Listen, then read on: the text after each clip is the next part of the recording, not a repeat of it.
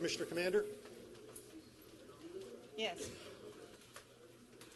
Heavenly Father, you have bound us together in a common life. In the midst of our struggles for justice and truth, to confront one another without hatred or bitterness is what we ask, and to work together with mutual forbearance and respect. Amen. Thank you. I pledge allegiance to the flag of the United States of America and to the republic for which it stands, one nation, under God, indivisible, with liberty and justice for all. Call this meeting to order. Thank you very much for joining us at the Board of County Commissioner meeting here today on July 28th of 2015. First item we need to address is any additions or deletions to the proposed agenda. Thank you, Mr. Chairman. We do have some additions to the consent agenda and then one for the county attorney. Under the consent agenda and administrative items, we would ask the board to add approving a time extension for expending funds for the Homeland Security Grant to allow time for staff to complete training under the grant as requested by the Emergency Management Department. Second, which would be item 12 on the under administrative items on the consent agenda, approve an emergency purchase of replacing the 2 chiller units and updating the controls at the South Walton Annex building. That's for the air conditioning units. That's an expenditure of $163,200. Under agreements and contracts, to approve a memorandum of understanding between Walton County and the city of Paxton. You see the city of Defuniak and Freeport have been struck. We don't have those agreements back yet. For cities' facilities to be used as points of distribution during disaster storm events as requested by emergency management. That simply allows us to utilize certain city properties during storm events for the distribution of goods. Those are consent agenda items. Under the county attorney, a request to schedule and hold an executive session on August 11th, 2015 at 3:30 p.m. to discuss the DeFrances case. Mine says August the 3rd. It's August the 3rd. August 11th? 3rd. August 3rd, excuse me. August 3rd at 4. Motion to It's at 4 p.m. is what I had. August 3rd, 4 p.m. Okay. motion to approve the addition deletions. Second. I have a motion and a second. Any further discussion? All in favor say aye. Aye. Any opposed? Motion carries. Motion to approve the agenda as modified. Second. I have a motion and a second. Any further discussion? All those in favor say aye. Aye. Any opposed? Motion carries. Okay. We're going to go to any public comments on the agenda items next, but I just wanted to mention real quickly, Cecilia Jones could not be here today. She has a prior commitment, and we're going to work with the board we've got here. Ms. Cabina, you were first. Mr. Carter, you're second. This is pertaining to any item that's on the agenda. Bonnie's got her hand raised. Would you hand those to the clerk over there? Mr. Carter, she's up first.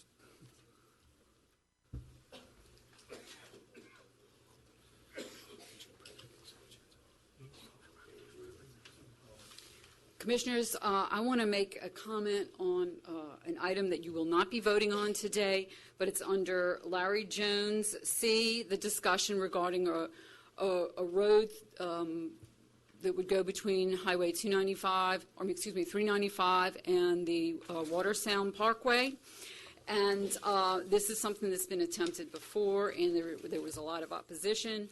And I just want to let you be forewarned that what you are looking at would cause more problems and solutions to the traffic problems down there on that end of 30A.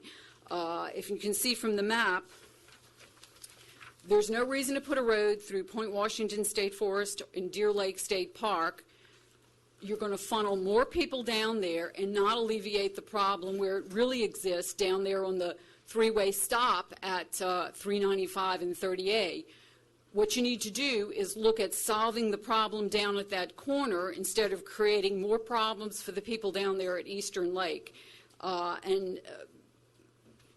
That's just all I want to say today, because I know this isn't going to be voted on, but there's your problem is not going to be solved by a road through here.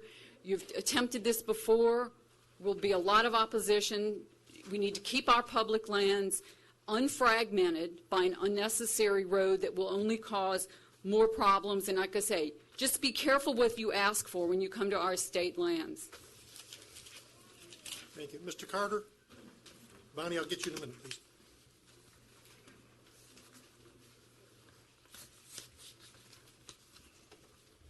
My name is Chester Carter. I'm here today to briefly state my objection to legislative item Aslan LLC from public facilities to industrial. As I stated before, this land was bought, was conveyed by the county for valuable consideration, $75,000 worth of field dirt. I don't have the receipts on that transaction, but I conclude that it was properly done at the time. It was then later approved by the county for a minor development order.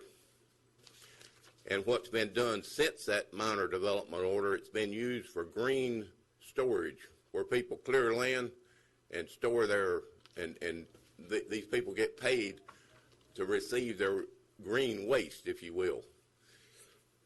So I don't understand, consistent with other things being looked at now into planning and development, why it was never changed from public facilities after it was conveyed in 2011 under all those conditions, considering all of that. Now we're coming back around and wanting to put a recycle center on it, and I furthermore request that no consideration of that be made until we get approval by EPA and DEP. Presently, DEP has acknowledged to me that they've received some of the application, but no work has been done to approve it yet. All the verbiage that's attached to this legislative item only alludes to a cursory walkthrough by an environmental scientist. There's been no hard evidence, nothing gained from that submitted evidence. Some of them it's questionable whether it's there's typo errors in it, the statements made that aren't correct, and I don't see why we should go forward on this until the public receives an explanation as to why it has remained since 2011 a public facility. I don't understand that, and it doesn't reflect on honest, open government. So I'd like for you to consider that, and I'd like for you to consider not allowing any use of this property for an industrial site until such time as all the applications to DEP and EPA are approved, for the sake of my potable water, the air that I breathe, and the fish that I eat out of Bruce Creek. Thank you. Thank you, Mr. Carter. Ms. McQuiston?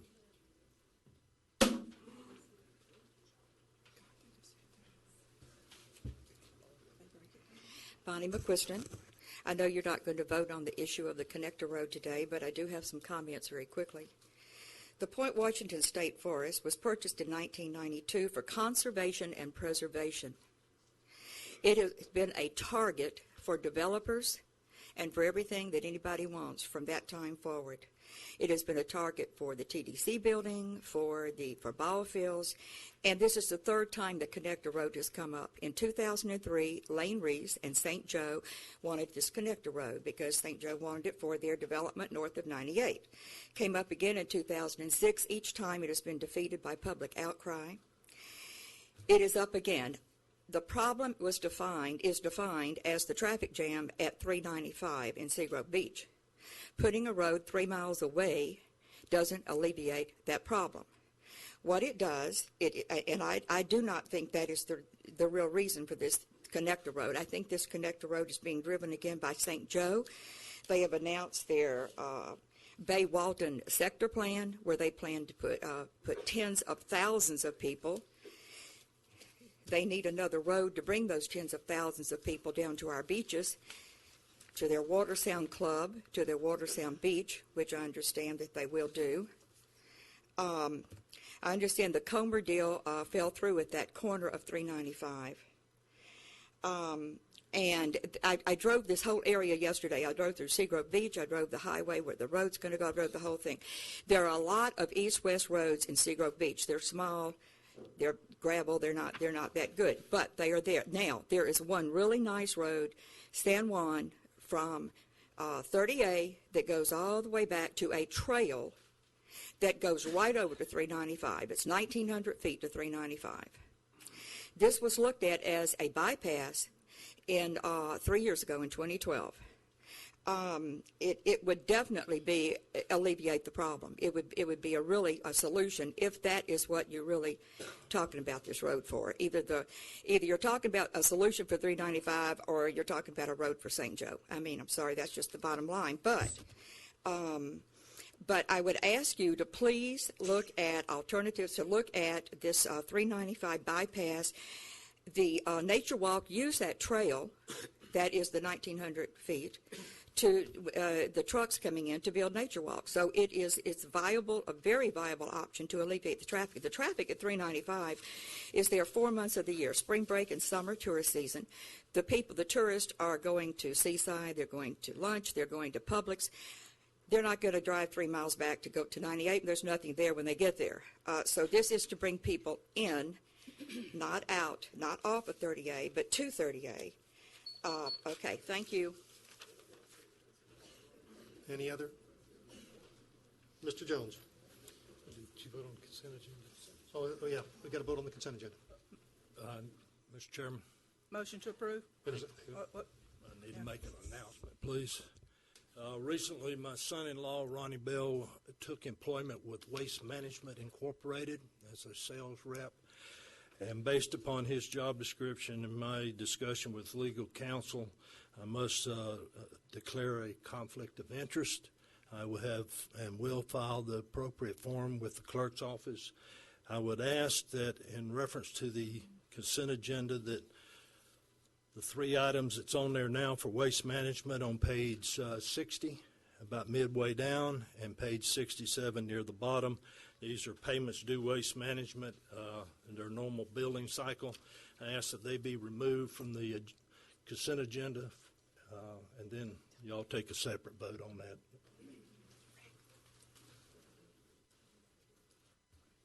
Okay. Okay, do I, Is that your, That's- all right, I made the motion. absent the payments to waste management, motion to approve the consent agenda, that's your motion? Yes. Second. A motion and a second. Any further discussion? Any public comment? Seeing none, all in favor say aye. Aye. Any nays? Motion carries. Now we'll take the payment to waste management. Make the motion that we approve the payment to Waste Management. A motion and a second. Any further discussion? Any public comment? All in favor say aye. Aye. Any opposed? Motion carries. Thank you. Now, Mr. Jones. Thank you, Mr. Chairman. Commissioners, the first item on our agenda is request you approve a resolution accepting the designation as a storm-ready community from the National Weather Center. This is a program that they have that if you meet certain criteria, they give you that designation. So we are proud to be a part of that, and by passing this resolution, we will accept that designation from the National Weather Service. Motion to approve. Second. Motion and a second. Any further board discussion? Any public comment? Seeing none, all in favor say aye. Aye. Any opposed? Motion carries. Thank you, Mr. Chairman, Commissioners. The next item is regarding the property of the Everlasting Word Church. Previously, we had been asked to have an appraisal done on that property. That has been done. This is a property immediately to the north of us. The appraisal came back at $100,000. If you have any desire for us to continue discussions, we would need your direction to meet with Reverend Hughes and his representatives to determine if there is a selling price that we would bring back to the board for your further consideration. In our review of the property, as it sits, the building would work for storage. Due to the configuration of it and the way it's built, we probably couldn't do a lot more with it. It's not that it's a bad building, it's just the way it's situated. But we stand ready to follow your directives. You know, I think at this time we have so many other pressing needs. We do have the lot that, you know, if we needed to expand in any way, we do have the lot that my office sits on that is actually an entire city block. If you if you take in the, where they do the cars. So I think at this time, it would be prudent not to go forward. Okay. Well, I kind of disagree. Okay, that's why we're here. The way I look at it is this courthouse, as it says presently sits, is busting at the seams. And there's going to be a point in time in the future that we're going to have to consider expanding this existing structure. Now, the only way it can go is north. So all these parking lots that we got directly north of this building are going to be used for this construction. So I'm just thinking that we need to look at down the road and to possibly buy up the rest of those blocks to the north of your office, Commissioner Commander, just for future expansion and need, where the price of it could be at a lower rate than what it may be 5 years down the road. I'm just thinking that we ought to consider it, or at least ask staff to go back and talk to Reverend Hughes and see if they're even want to discuss it. Yeah, has anybody looked at the topography or anything about it, or just? Not to any detail. Okay. And that would be part of our due diligence, our okay. next step, if we Okay. were directed. Why don't you bring, why don't you bring that back to us? Have some, Have some discussion. Okay, we'd be glad to. McFadden.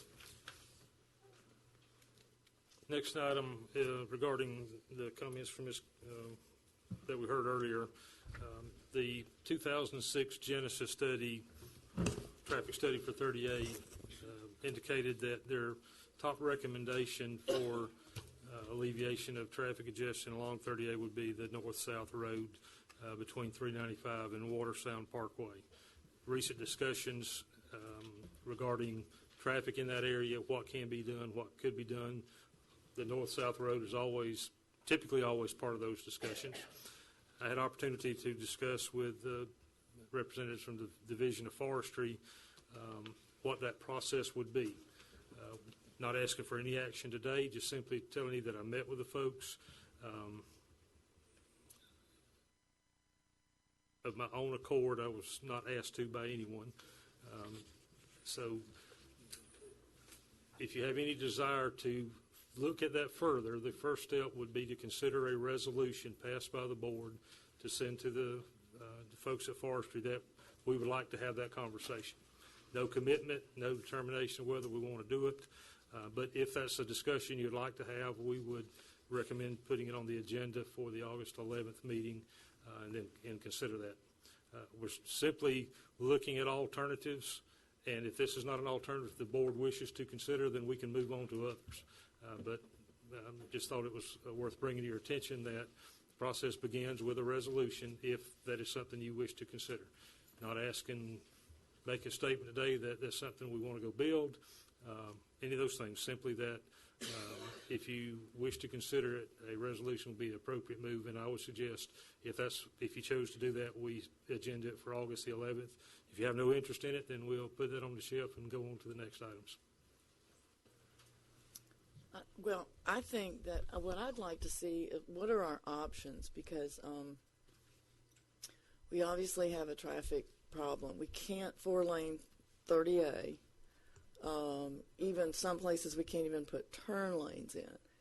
And so what I'd like to see is not a full-blown study, but I would like to see kind of an update on, where are these cars coming from? Where are they going? Is it constant? Is it just during the tourist season? Is it more information? Because what you see is cars lined up on 30A coming west, and most any time of day. It's not only Saturday check in and check out. They're lined up all the way back. So I would like to, and as she mentioned that, there may be another option of an east-west road or something. I would just like to look at all of our options, because I think we've got to start that process somewhere. Would a good place to start be updating that 2006 Genesis study? Yeah, I think so, definitely. Then yeah. why don't we agenda that for the next meeting, and we'll have that discussion. If that's where we want to go, we'll look at getting an update to that. Yeah. Do you need a motion to that effect? No, we're not going to vote on it. Let's just give them direction. Okay, so go ahead and get it on the agenda and go ahead and take a look at it. Okay. Next item, Mr. Williams. I got it. He had all his mic time yesterday. And I hate to say it, I guess he's in the room somewhere. Yeah, He did a marvelous job yesterday, ladies and It was a good gentlemen. meeting. Walton County did a good job yesterday. I'm proud of us. These items regard the Restore Act and our need to develop a multi-year plan. As you previously discussed, you directed us to develop a contract with Dewberry and piggybacking off Gulf County's contract for identical services at the same rates. So that contract is before you for approval today. We certainly recommend approval, and following that, we have 2 task work orders that would be associated with that contract. Motion to approve. Second. We have a motion and a second. Any further discussion by the board? Any public comment? Seeing none, all in favor say aye. Aye. Any opposed? Motion carries. Large component of that Dewberry agreement is to develop our multi-year implementation plan for Restore. You have in your packet 2 task work orders to begin that work. We would ask your approval on those. Task work order 1 is project plan for completion of the county's multi-year implementation plan and planning grant submittal. The planning grant submittal will be funds that will pay for this Dewberry agreement and the associated cost with it. So we would recommend approval of task order number 1. I'll move. Second. A motion and a second. Any further discussion by the board? Any public comment? Yes, sir. Come to the microphone, state your name, spell your last name for the record, please.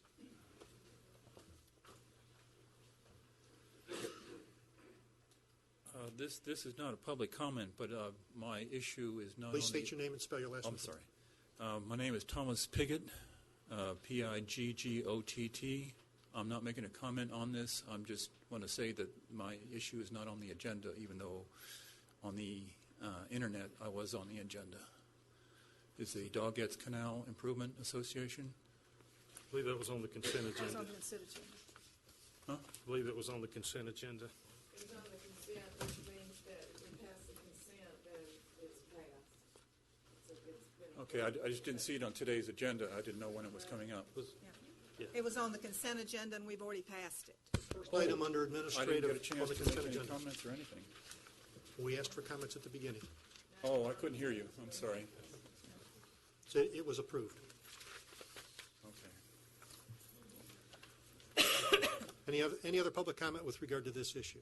Seeing none, all those in favor say aye. Aye. Any opposed? Motion carries. The second task work order under that Dewberry agreement we're asking for approval is continuing development of the multi-year plan, creating the framework for that plan, and doing the needs assessment associated with that plan. It's the wishes Motion of to the board. approve. Have a motion and a second. Any further board discussion? Any public comment? Seeing none, all those in favor say aye. Aye. Any opposed? Motion carries. Thank you, Commissioners. Mr. Chairman, the next item is a list of projects that we're asking for your support in the county submitting to the local Restore Council for consideration for Pot 1 Restore funds. A number of them are the stormwater projects. Other projects that are there have been in the mix and that we've identified as would be appropriate for consideration by the local Restore Council, and we recommend you approve us submitting these for that consideration. Motion to approve. Second. A motion and a second. Any further board comments? Any public comment? Seeing none, all those in favor say aye. Aye. Any opposed? Motion carries. Thank you, Commissioners. Next item is in regards to the stormwater needs presentation that was we looked at our last meeting. From that, we've developed a plan of action, which is threefold. So we'll be asking for 3 separate motions. The first is to advertise for bids for the design, engineering, construction of Cabbage Rose Lane project, East Hewitt Road, Peachtree Circle, Longleaf Circle project, and Sandal Beach Townhomes project using funds from the 2014-15 infrastructure funds. So these funds are currently in our budget. Those projects are anticipated to cost about $750,000. We have almost $1 million in that budget item, but that will get us started on these 3 projects, and that'll be for the design, engineering, permitted, and construction of the project. So we would recommend your approval of that. Second. I have a motion and a second. Any further board discussion? Any public comment? Seeing none, all those in favor say aye. Aye. Any opposed? Motion carries. Next action we're asking for, Mr. Chairman, is to establish a Public Works in-house drainage crew using the remainder of that infrastructure fund, which is about $240,000 or $250,000. And you'll see the next item we're asking is to approve projects for that drainage crew to begin the process of working on out of the list that was presented last week. So our recommendation is to approve this 5-man crew, funded out of the current year's infrastructure funds. It'll probably take us to October to put that crew together, so we'll ask those funds be rolled over to support this effort in the next fiscal year. So the action we're asking is to approve of establishing this crew and the FTEs associated with it. Motion to approve. Second. Motion and a second. Any further board discussion? Any public comment? Seeing none, all those in favor say aye. Aye. Any opposed? Motion carries. Next item, and this is associated with that crew, once we have that crew in place, we want to put them to work. We've identified a number of projects, including the Beachside Condos project, the Walton Way project, Spotted Dolphin Drive project, Apple Court project, Lakewood Drive project, Brown Street project, and Carlos Street project. Those are the projects that, once we have this crew established, that we will put them to work on.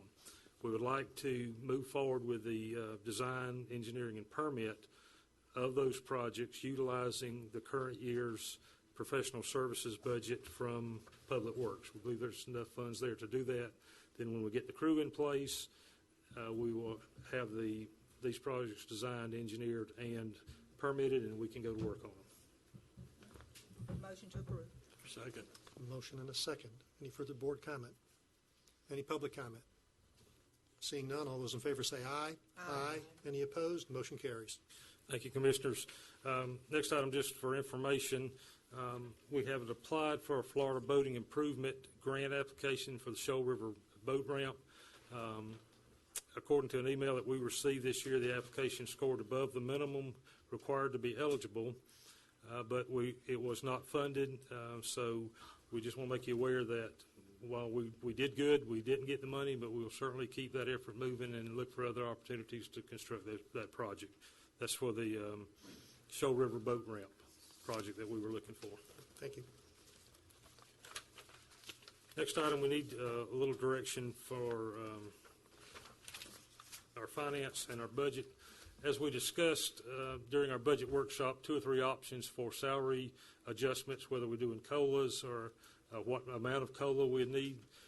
Some of the constitutional officers have to submit their budgets to the state for state approval, and they're asking for a little more clarity on what we think our numbers will look like, so they can offer those budgets up to the appropriate agencies within the state. We had talked about a 3% across the board, or a split at the $60,000 range of 3% below, 2% above, or 4% below, 2% above. So if you have any thoughts that we could pass along to them to give them a little more clarity on what you think we will do at the budget time. I still would like for us to do the 3-2 split, 3% for those making under, what did we say? 60 was the threshold last year. And 2% for those making over. Yeah, and I agree with that. I think Okay. that's... We will provide them that direction. Okay. Also, too, in addition to that, I would like to talk about at some point merit increases again. Okay. So just, maybe I'll put it on the agenda for some future date, but I'd like to talk about Okay. that. Very well. Thank you, Commissioners. Next item is, again, regarding the budget. We'd ask your approval of setting tentative budget hearings, or setting the budget hearings for September the 14th, 2015 at 5:01 p.m. at the South Walton Annex, and the final budget hearing September 21st, 2015 at 5:01 here at the county courthouse. So moved. Second. A motion and a second. Any further board discussion? Any public comment? Seeing none, all those in favor say aye. Aye. Aye. Any opposed? Motion carries. Mr. Chairman, if I may, if any of our staff that was related to any of these items that wouldn't mind sharing your seats with somebody, I'm sure they would appreciate it. I believe we have the meeting streaming over in admin if you'd like to step over there to watch. But if we've got your items covered, you're excused. We'll take just a moment and let them Yeah. leave. Mr. Bagby, you can come up to the podium, but let's let some people get a chair. And Thank you, Mr. Chairman, Commissioners. I just want to introduce Pam. Let's let them clear out and then let some of these people who've been standing take their seats.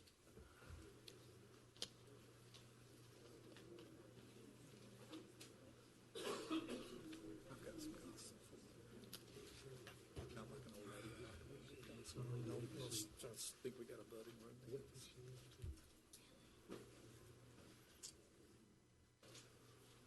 Go ahead, Mr. Bagby. Thank you, Mr. Chairman, Commissioners.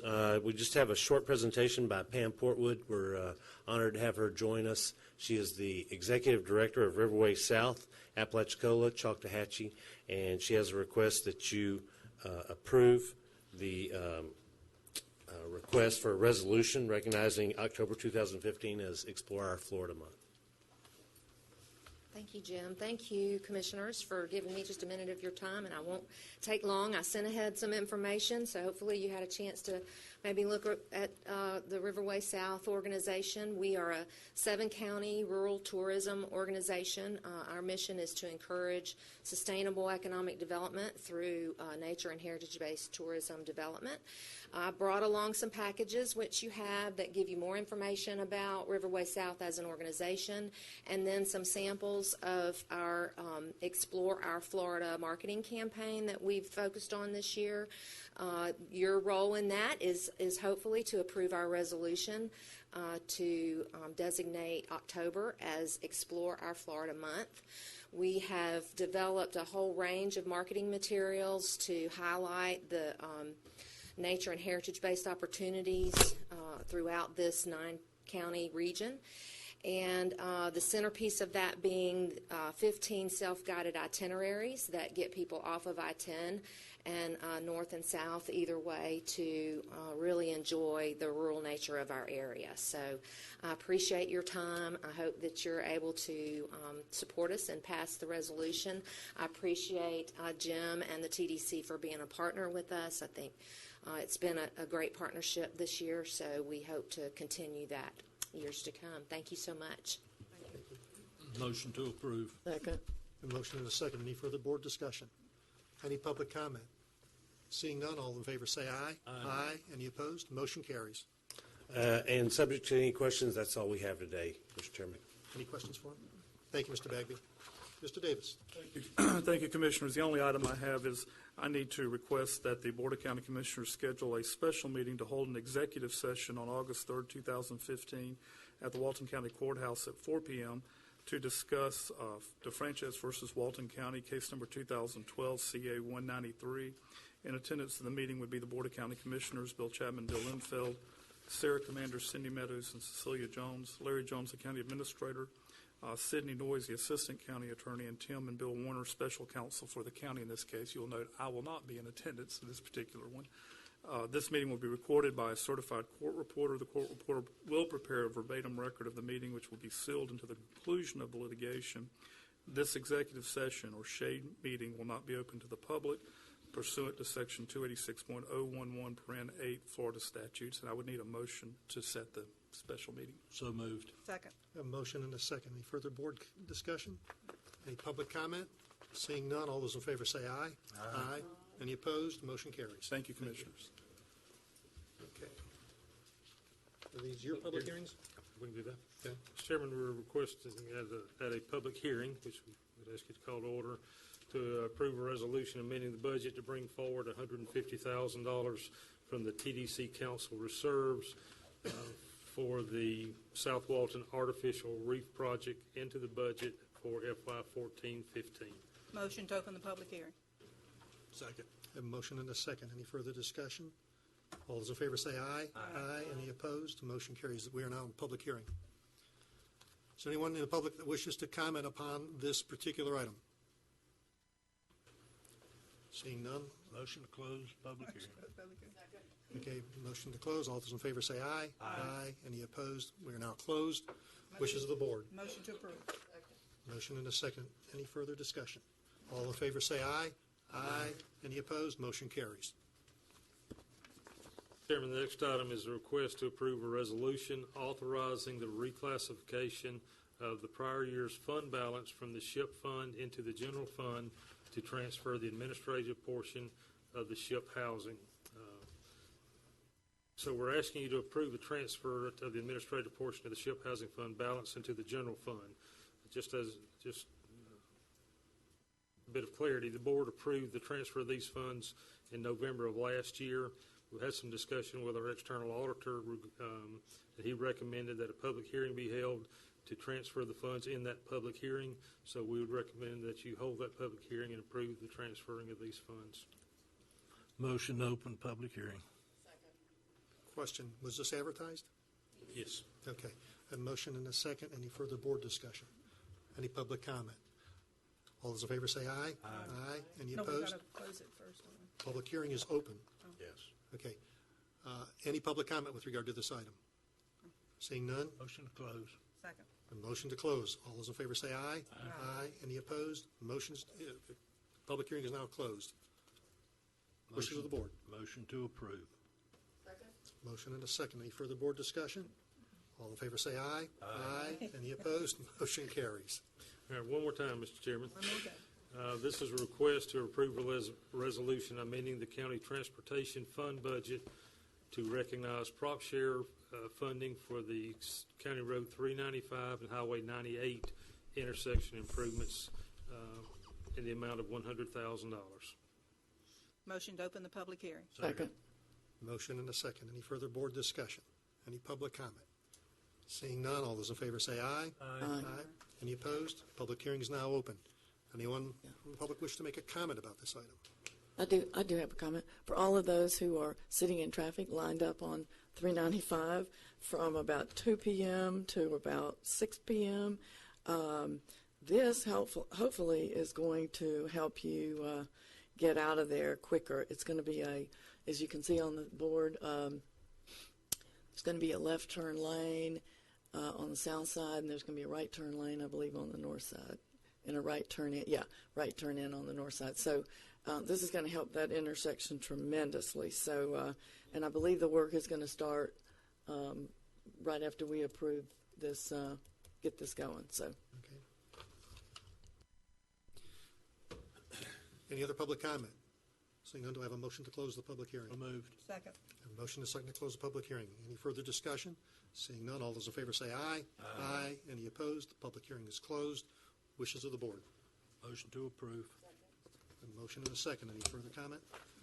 All those in favor say aye. Aye. Any opposed? Motion carries. Thank you, Mr. Chairman. Based on that action, we would recommend that you approve the award and approve the agreement of invitation to bid of 015026 to C.W. Roberts, which was a rebid of the 395-98 intersection improvements. The amount of this contract is $366,677. Motion to approve. Second. Motion and a second. Any more board discussion? Any public comment? Seeing none, all those in favor say aye. Aye. Any opposed? Motion carries. Okay.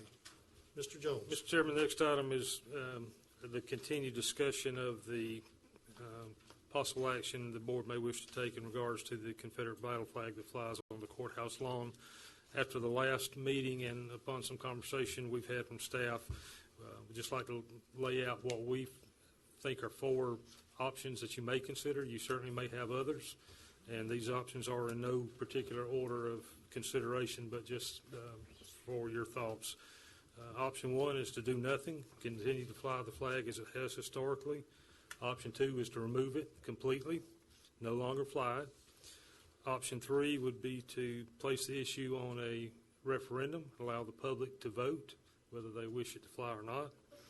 Option 4 would be to replace the flag with the original national flag of the Confederate States, place the battle flag that flies now in the Heritage Museum or some other appropriate facility. Granted, there may be plenty of other options. We certainly think there may be, but we just wanted to present you with those for your consideration. If you choose one of those, great. If you've got another direction, that's fine too. Mr. Chairman, may I lead out with this discussion? Yes, ma'am. Commissioner Commander. All right. You know, the soil of Walton County has been enriched with the blood and the sweat of people who came before every one of us, some who fought and died in the war between the states. Now, some in this room may not agree or even understand what they believed in, but as Americans, they had that right to believe in it and to fight for it. This is a difficult decision for all of us up here. I want to honor those who came before us, but I also want to be cognizant of those that the present flag seems to offend. And just on a side note, I also believe it's time we stop blaming each other for past grievances. I haven't been alive for over 150 years. It seems like it, but I haven't. And we all need to work together for a better Walton County. And we can only stop hate within ourselves. I can't stop it in anybody else in this room. Please, sir. No, sir. No, please. Now, therefore, I want to make this motion, and I have understand everybody in this up here has thought about this, and we've prayed about it, and it is my motion, therefore, that we replace the flag that is presently flying with the first Confederate flag, the actual Confederate flag of the Confederacy. Hold it. Excuse me. Commissioner Commander has the floor. We're going. Okay. I make the motion that we, and I have copies. It's the one with the 13 stars on it. This is the original, the original had 7 stars, and then they moved it to 13. And that we retire the one that is presently flying and donate it to the Heritage Museum. That is my motion. I'll second that for discussion. For discussion. There'll be a chance for public comment when the commissioners are through. We have a list that was signed up. Please bear with us. Commissioner Chapman. You have a second? Yeah, I second it for discussion. Okay. I have researched this thing quite a bit since the topic became out in front of everybody. And looking at what the flags have been over the years, 1861, April of 1861, the flag that Commissioner Commander showed was the flag that was approved by the Confederacy at that time. It stayed on that flagpole from 1861 to 1863. The original battle flag, the one that's presently showing on the flagpole out front, is actually a Navy ensign. It's not the Army version. The Army version has a darker blue feel to it. And, of course, it had the 13 stars from the 13 original states that succeeded back then. Now, there was a lot of discussion from what I can read here concerning how they came to this particular flag. The battle flag out there is from the Northern Army of Virginia. That was originally adopted by that Army in 1861. It wasn't until 1863 that was adopted as the second national flag for the Confederacy. Now, as we go through this thing, and I've heard from a lot of people, either by phone calls or emails, and this is a hot topic. We got some that want it down, some that want it up. And we got to try and see if we can come up with some form of a compromise. And maybe that's the intent. Now, some people may disagree with that, but we've got to come to some resolution today. Now, that's the reason, that's my comments concerning that. There was a whole lot of issues of discussion back in the day concerning the flags. This flag, eventually it looks to me like the battle flag became the standard use because obviously they didn't have walkie-talkies back then. So the only way they could communicate was by signal flags and/or the on-field regimental or battle flags. So those are my comments. Any other commissioner comments before we go for public comment? No, I would like to just hear from what the people have to say. We have 47 people signed up to speak.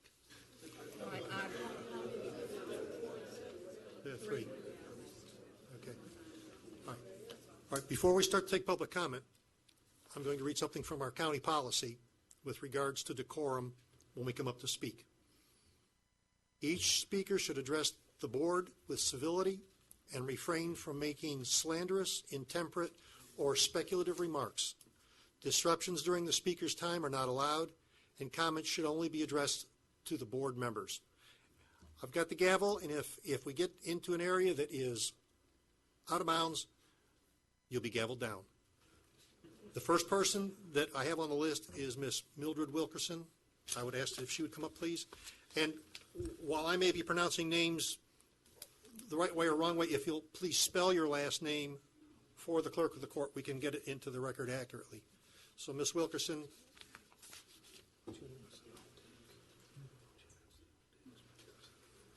Okay. On deck from Miss Wilkerson is Steve Ufelder.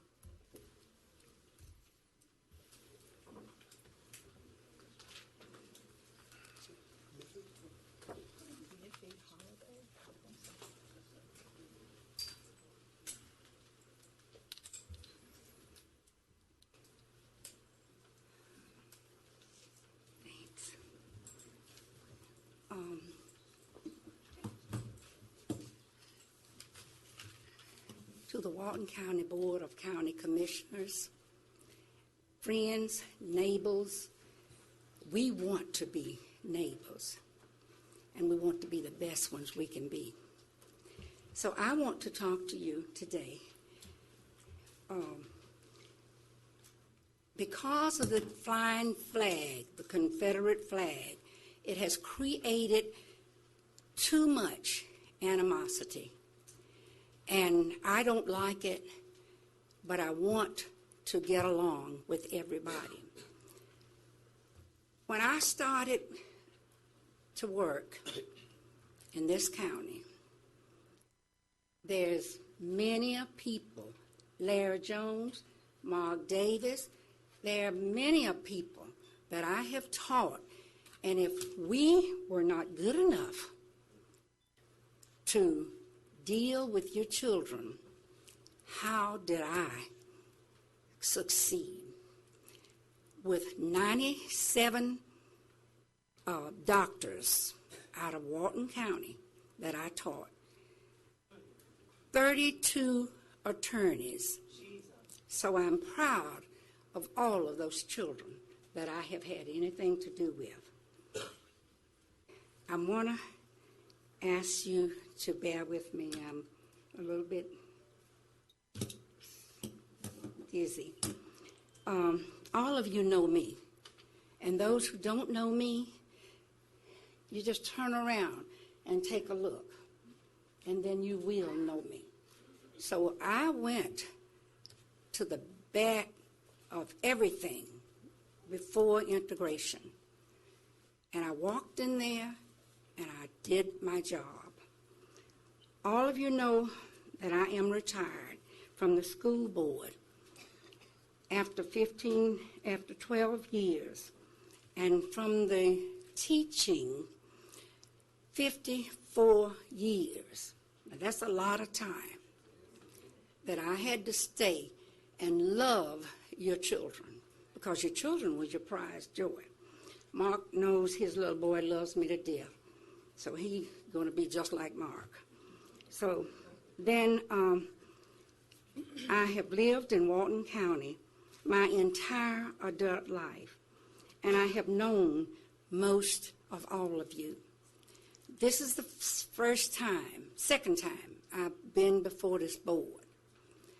I went before the board for you to help the people in Point Washington and all down in those areas.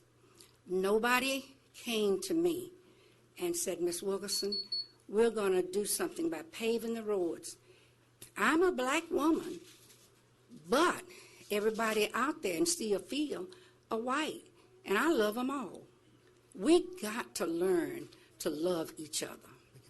Ms. Because Wilkerson? that- yes. What is your position? Because we ran out of time on that. Okay. All right. What is my position? Do you have a position on this?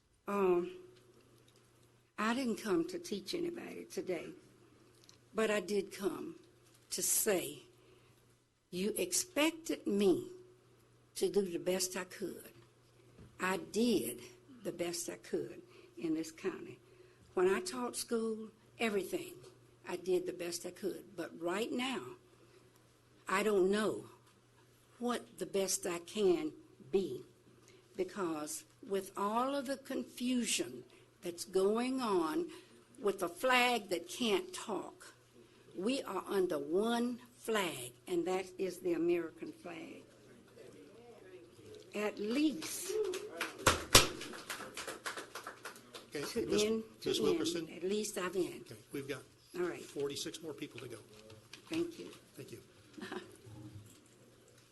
Mr. Ufelder, and again, please spell your last name. And it looks like a Miffy Holiday is next on the agenda. Thank you very much. We really appreciate the opportunity. Spell your last name for the clerk. UHLFELDER.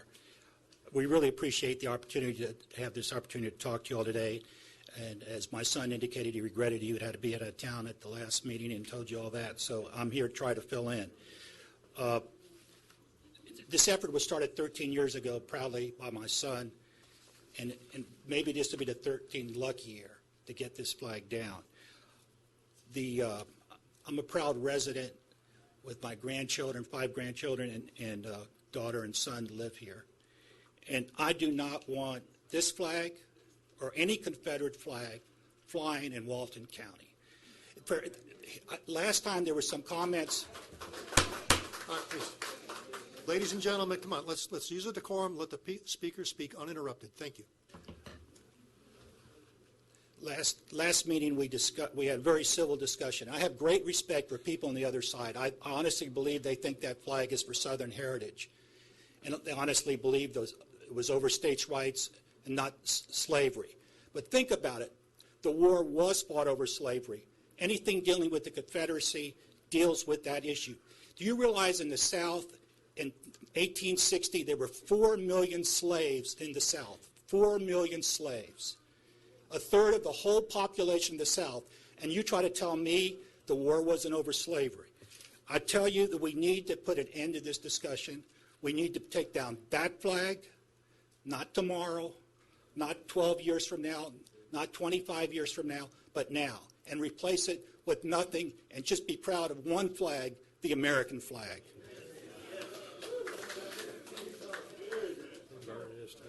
This debate, I think, has been healthy. It's been a civil debate. There has been no hatred on our side. There's been no hatred on the other side. It's been an intelligent, civil discussion. The right thing to do is to take down all symbols and stick by our principles and do the courageous thing. And as Governor Bush said about the flag that we're discussing before, it was a racist symbol. And hopefully every symbol that we put up there that tries to modify that principle would discourage good feelings and make people feel like all part of this community. I hope that you all will consider taking the courageous action. I know sometimes decisions are very tough. I've served in public positions before and had a vote in very difficult issues. But I search my conscience. I search my God. I search my heart. And I think about my parents taught me about treat all people fairly. If any flag, whether it's this one or the one you're talking about putting up, offends anyone in this room, it shouldn't go up. If one person gets up here and says it offends them, it should not go up. This is not a good compromise. We go with your principles, do the right thing.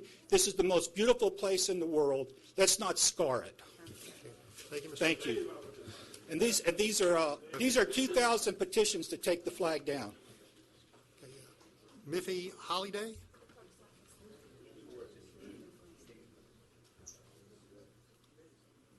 On deck, we have Richard Proctor.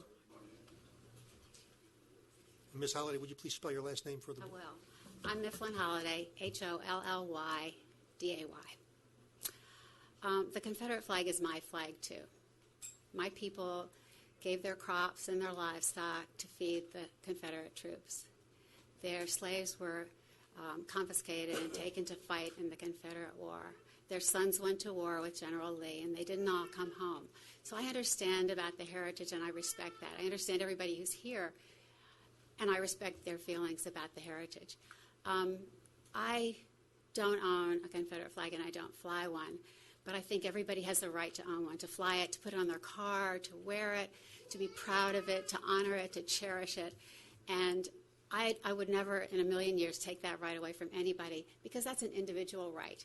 And I think that we all understand that. Everybody believes that. It's guaranteed in our Constitution and our laws.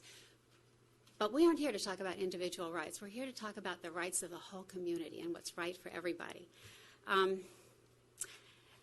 think the flag, as Steve Ufelder said, that we represent, that we love, that we cherish, and that we have allegiance to, is the flag of the United States of America. And the flag of the Confederacy, any flag of the Confederacy, is not a legitimate flag here. We don't owe allegiance to it. It really shouldn't be there. I have a kind of a scenario to present to you. Say the flag never flew here, and the court and your room today was filled with people who proposed and petitioned you to install the Confederate flag here at the courthouse lawn. What would you do? Would this be a referendum, as we've talked about, a referendum on 1964, or would it be a reenactment of 1964? How would you vote to start all over again with a flag that hadn't been here? I think that's the issue. I would prefer to see the flag removed and let people have it and love it in their homes and on their cars, but let's keep it out of the public sphere. Thank you very much. Thank you. Richard Proctor. Tyrone Broadus, you're on deck. Hello, my name is Richard Proctor, Proctor. When I was in college at the University of the South in Sewanee, Tennessee, I was a member of the Kappa Alpha Order fraternity. As part of the initiation process, my fraternity brothers and I were required to learn about the Civil War, or as we called it, the war between the states, or even the war of northern aggression. All of this was aimed at our calling to embrace our Southern identity and heritage. Well, during that time in my life, I had the Confederate battle flag license tag on my car. I wore a hat with a Confederate battle flag patch sewn on it, and many of my T-shirts from my fraternity's parties included this Confederate battle flag. Now, in many ways, this was a wonderful time in my life. I made lifelong friends, and I learned about my own regional history and heritage. But as I grew older and grew more committed to my Christian faith, I began to feel differently about the Confederate battle flag that I so proudly wore on my clothing and on my car. The call from the prophet Micah for us to do justice, to love kindness, and to walk humbly with our God began to take hold of me, as did the Apostle Paul's reminder that when one member of the body suffers, we all suffer. Just quoting Scripture. Once I realized that the Confederate battle flag represented injustice, unkindness, and suffering to so many people, regardless of how I personally felt about it at the time, and that the flag was at odds with the reconciling love of Jesus Christ, it occurred to me that God was calling me to put my flags away and embrace a heritage that is much older and runs much deeper than my own Southern heritage, and that is my Christian faith. Will taking the Confederate battle flag down from the courthouse property usher in the kingdom of heaven here in Walton County? Will it bring about true, authentic racial reconciliation? Absolutely not. But it would serve as an important and symbolic first step. True, authentic racial reconciliation is never easy, and there is never a quick fix. It takes a lot of faithful, hard work. Jesus himself died on the cross to bring about reconciliation, and that indeed was hard work. I am not here to ask folks to take the flag off their clothes, their automobiles, or personal property like I did years ago. That is a personal decision, and in this great country, thankfully, we all have the freedom to make those decisions as individuals. But I am here to humbly ask that the Confederate flag be removed from the county courthouse lawn, because this property represents our entire community, and we are black and white, young and old, religious and non-religious, rich and poor, and we're a diverse mixture of people in the image of God, and I ask you humbly to please consider the entire community and remove this flag. Thank you. Mr. Broadus, next up is John, looks like Seipels Jr. That's on deck. Reverend, you're up. Tyrone Broadus, proud American. Can you spell your last name for the clerk, please? Broadus. Thank you. Tyrone with an E. To me, the Confederate flag represents rebellion, hatred, and white superiority. I looked around last night. All the flags except the courthouse flags are back at full staff. The other flags are half-mast in recognition of those servicemen who died. And I wonder why Walton County is still in rebellion. We say, or they say, it's about heritage, but you have two monuments out there that recognize those who died for the cause that they believe in. The Confederate battle flag symbolizes the desire to keep my people in bondage. I yield the remainder of my time to Mr. Landry. Thank you. Okay. Mr. Seipels is next up, please. Mr. Seipels. After that, it's Nathaniel Barnes on deck. Mr. Seipels? Give my time to the next. Nathaniel Barnes, please. You're yielding your time, too. Okay. Kay Brief.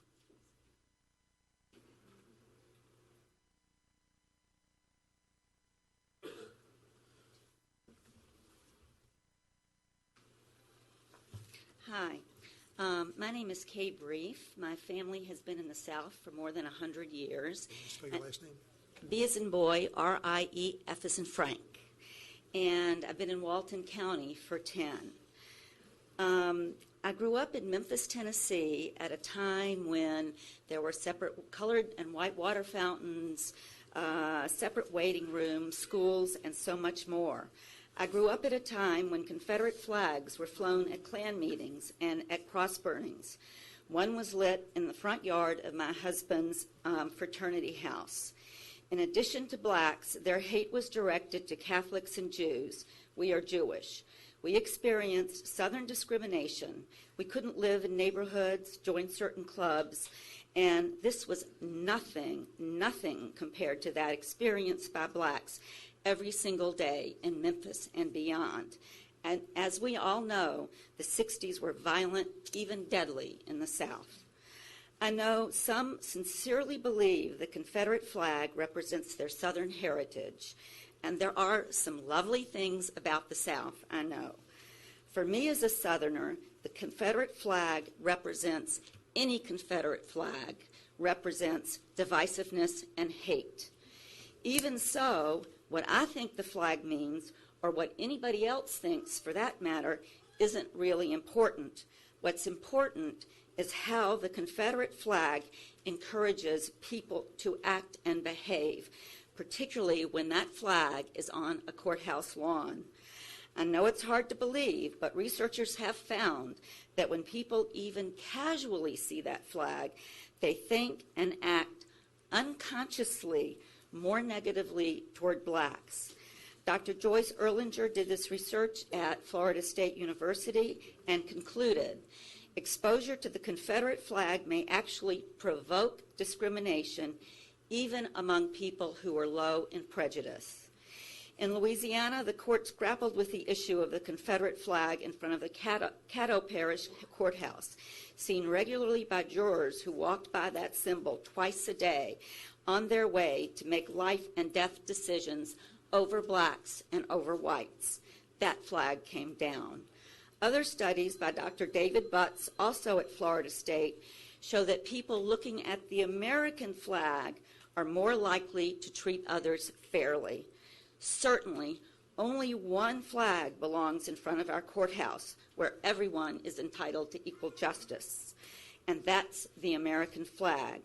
You have a sacred responsibility to all of the people in Walton County, and that requires that you take down the Confederate flag to ensure justice and fair treatment for all. And this extends, I think this motion is absurd. You all need to do the right thing. Thank you, Ms. Bree. Casey Nelson. Casey Nelson. On deck is Danny Catro. Casey Nelson, Nelson. I have a petition here, the biggest one online. We have 2,370 signatures. We are wanting to keep the flag. If you change it, we're fine with that. We need to honor our ancestors. That can't nobody say it's race. I myself have been a caregiver for 8 years. I have lived in Walton County my whole life. As a caregiver, I washed many people's backs, different races. I have the best relationships with them ever. That's Thank you. Mr. Catro.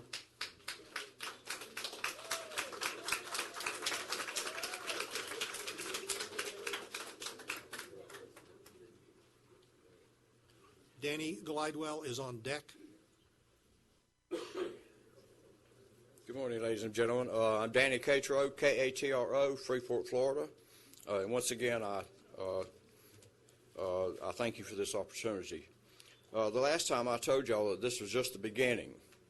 So far, we got take down the flag, change the name of a national road, sandblast images off the side of a mountain. Nathan Bedford Forrest, they want to dig him up out of Memphis Park. We have tombstones being desecrated in cemeteries, Confederate tombstones, that is. We have a black man beat to death for flying a Confederate flag by other black people. We have graffiti being spray painted on monuments and memorials. People, this has got to stop. It's getting ridiculous. And I want to close with this little thing right here. It's from the obituary of William B. McLeod. His name's on that monument out there. He's buried right over here in Magnolia Cemetery. This is an obituary. The following is from a local Defuniak Springs paper, 1911. The following was reported and adopted by the death of our Commandant William B. McLeod, June 29, 1911. A man of sterling character, a good soldier in times that tried men's souls, and a patriotic citizen of the reunited country, was removed from the scene of earthly activities. He volunteered in the Confederate service as a member of Company E, 1st Florida Regiment. He was wounded on the hotly contested battlefield of Chickamauga in 1863. And the next year, he lost an arm during the Battle of Atlanta. He enlisted as a soldier of the cross also, was a ruling elder in Freeport Church, and after his removal to the Defuniak, was chosen to the same position in the church there. Listen to this very closely, please. When at last the point of exhaustion was reached and the flag he loved was lowered to overwhelming numbers, he was saddened indeed, but not unmanned. People, I ask y'all, please I'm sorry, please do not lower the flag on these boys again. That's all I had to say. Thank you. Mr. Gladwell. On deck is Justin Hammond. Danny Glidewell, Glidewell. This is a difficult decision, I know, because there's a lot of people on both sides. There's more have signed to keep it than to take it down. But a lot's been said about that the flag that was put up in 1964. And you're aware you vote for a lot of different reasons. It's unfair to those gentlemen who were sitting on the board in 1964 to say that why they put it up. But it is interesting that 1864 was when Uchiana was sacked, and that was a centennial. It is also interesting that the meeting that they voted to put the flag up, they also voted to ask the state of Florida to put the historic monument or marker out by the road, which is still there today. So they may have just simply been recognizing the centennial, and they may have been recognizing or enhancing the monument. We don't know. I have no idea. I understand the views of those who want to take it down. I understand that, and I think that Ms. Commander's motion is a fair compromise.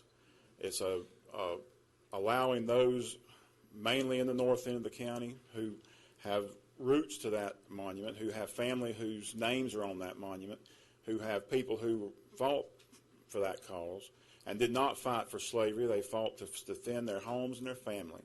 And nobody here would not stand and fight for their homes and their family. It's important to remember that Walton County did not vote to secede from the Union. We were two of the 7 votes that voted against secession. But when it came to defending your family and defending your homes, they went out and did that. And those men who were on that monument died for that. And they deserve to be remembered and their memory honored. And that's all that the memorial does. The flag that's there does not fly over the courthouse. It is important to remember that. It flies over that memorial. That's all. That's all it does is fly over that memorial. And there were several flags that flew over the Confederacy, and the Stars and Bars, which Ms. Commander made reference to, does not contain the Navy Jack or the Southern Cross, which most people are most offended by. So if there is no decision you can make that is going to not offend somebody. If you vote to take that flag down entirely, you're going to offend thousands of people in the north end of this county. If you vote to leave it as it is, you're going to offend those on the other side. But what Ms. Commander is suggesting is a fair compromise to remember and honor our heritage, and also not be as offensive as somebody as the other flag. So I would support Ms. Commander's motion. Thank you. Justin Hammond. On deck we have Dave Rauschkolb. I'm sorry if I've butchered the names. You got it right. Okay, well, he's up. You're on deck. Justin Hammond, Hammond, Walton County resident for 27 years. I have 376 signatures as well to add to the signatures that we had as well. Some of them are already on there. A lot of them are not, so I'd like to present that as well. First of all, I'd like to say thanks for giving me the chance to speak. I know I'm a youngin', but I got an opinion too, and I appreciate y'all hearing my opinion. The first thing I'd like to speak about is the word symbol. I keep hearing that word come up every day. What the flag symbolizes. Everybody has a different opinion, and everybody's entitled to their opinion. That's my opinion on it. The belief that the flag is a symbol of hatred in my eyes is a belief of someone who is sadly misinformed. The Confederate flag is a tribute to the 260,000 plus Confederate men and boys that gave their life for what they believed in. What people don't understand is that there were also 30,000 African American men and boys that fought for the Confederacy as free men. Many gave their lives as well. So this, in my eyes, is also a tribute to them as well. I, nor any member in my family, will or ever has been a member of any kind of race hate, or segregated groups. I believe in equality for all people. Please understand this, if nothing else. What you see as hate, I view as heritage. Here in the South, we display our battle flags proudly because to me, this flag reminds me of home. It reminds me of dinner at Grandma's, church on Sunday morning, hunting, fishing, and just spending time with good Southern people. To me, this flag represents everything that's left that's still good about Dixie. How can you punish an entire group of good-hearted, flag-flying Southerners for what such a small group of what even I consider ignorant people have done with it?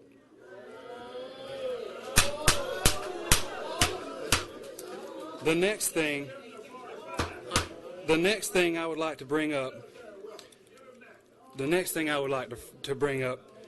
is, do you understand what flag flew over the United States for the 87 some odd years before the Confederate War happened, while slavery was in full effect? That's right, Old Glory, the flag that we still stand by today. So do we now consider that a racist symbol? The answer is no. So neither should we consider the Confederate battle flag as well. It would be an ill and disrespectful decision to remove the flag from the monument. It has already been removed from most of the state capitals. Let's leave it at that.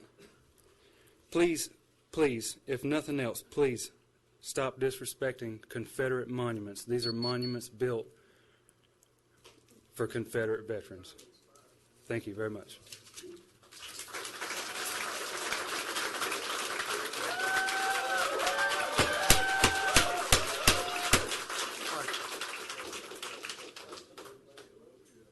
Y'all, we've asked, please show restraint and respect for the speakers, and that doesn't mean any outbursts. Mr. Rushkolb, and please, you're going to have to spell your name absolutely for that. Oh, yeah. R-A-U, S as in Sam, C-H. Go ahead. K-O-L-B as in beach. And Raymond Jackson is on deck. Go ahead. Thank you, Commissioners, for your service to our county. It's important, and we appreciate the time and effort and energy and passion you put into your work. We the people, we the people of the United States of America, we the people of the state of Florida, and we the people of the county of Walton. In our nation's capital and all over this great land, we are represented by this flag. In the great state of Florida, we are all represented by that flag. And in this amazing place we all share and live in, we are all represented by this seal. We don't have a flag in Walton County yet. It's so simple that this should not even be an issue. The Confederate flag does not represent all of us, citizens of this nation, this state, or this county, and it has no business flying over civic land. All of you represent all of us, not just some of us. You have a tough job today, and I'm trying to make it easy for you. This is about the symbols that we all embrace. This is about the symbols that represent all of us. Now, I've been a business owner in Walton County for nearly 30 years. I employ 300 people in the season. I'm one of the largest employers in Walton County. Tourism is the engine of this county's economy. Our county is one of the greatest success stories in the state of Florida. This county is known nationally and internationally as a very special place.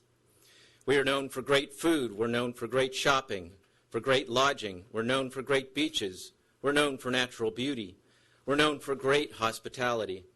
And we're known as a world-class destination. If you leave this flag flying, we will be known for something very different nationally and internationally. And that's not good for business. To be known as one of the last places that just could not let go of a symbol that is this polarizing, this derisive, and this unrepresentative of its county's citizens. And let's not forget, South Walton's bottom line is what keeps this county ticking. And it's going to take a few conventions canceled in Sandestin or watercolor and to make your phones light up on a regular basis. Please, take your time and think this through carefully. Do what is fair to all citizens of this county, all of us together, all good people. The only flags that should be flying over this county, this state, and this nation are flags that represent all of us together. We, the people of Walton County. Thank you. Mr. Raymond Jackson, please. On deck, we have Ken Daniel. My name is Raymond Jackson. I'm speaking as a citizen of Walton County. I'm going to give my experience as a black person here in Walton County. When I went to school at Tivoli High School, we received the books from Walton High School, which had the backs tore off, rolled all over, and that's what we studied out of. And when our teachers fought to get where we could get better books and things, all the teachers had to leave Walton County to get a job. I was a witness of that, and I worked in that thing. And in 1964, when we was trying to fight for our civil rights, what did the county commissioner do? Put the flag out there to let us know that our civil rights and things were not recognized, that we was fighting for our voter right and all that. And they let us know that we were second-class citizens, that we didn't have that right during that time.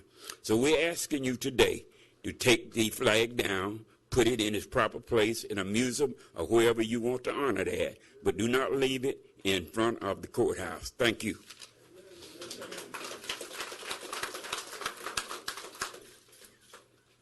Mr. Daniel.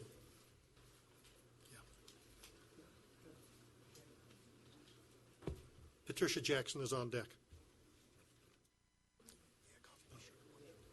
No, you said Daniel. Yes, Mr. Daniel, you're up, and I gave an on deck so that the next person is going to come knows that they're next. Honorable council members. Please spell your last name for the. Yes, Daniel. A columnist, Cynthia Tucker, a black woman, recently said, "The Confederate marker continues to tumble. Flags, statues, monuments, progressives won in a rout. But the war has only just begun," unquote. Yes, progressive socialists have just begun their strategies. Attack our Christian religion, our history, and our will to fight back. Do not be deceived. Progressive socialists will attack the U.S. flag and our founding fathers next.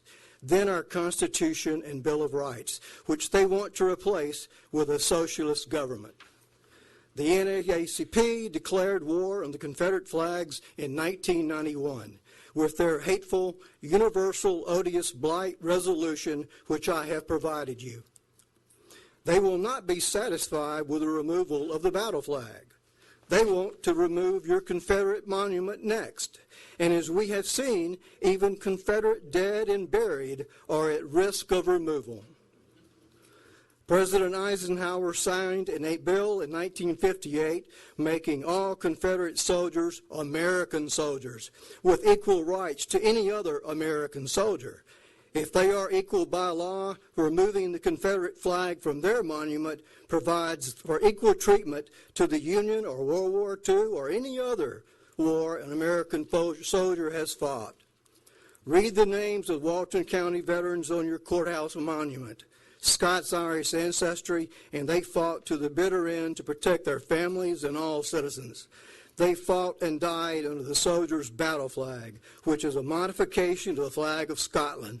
The St. Andrew's Cross, a Christian symbol of honor and valor, which they all knew well. To this day, the Confederate battle flag is an international symbol of rebellion against government tyranny. Say no to these progressive socialists. Say no while we still can. God save the United States. Thank you. Patricia Jackson. On deck is Brenda Russ. Ms. Jackson. I relate my time to Miss Adele Landry. Well, we're going to go in the order of the speakers, so Brenda Russ would be next. I yield my time to the next speaker. Okay, next speaker is Russell Brown.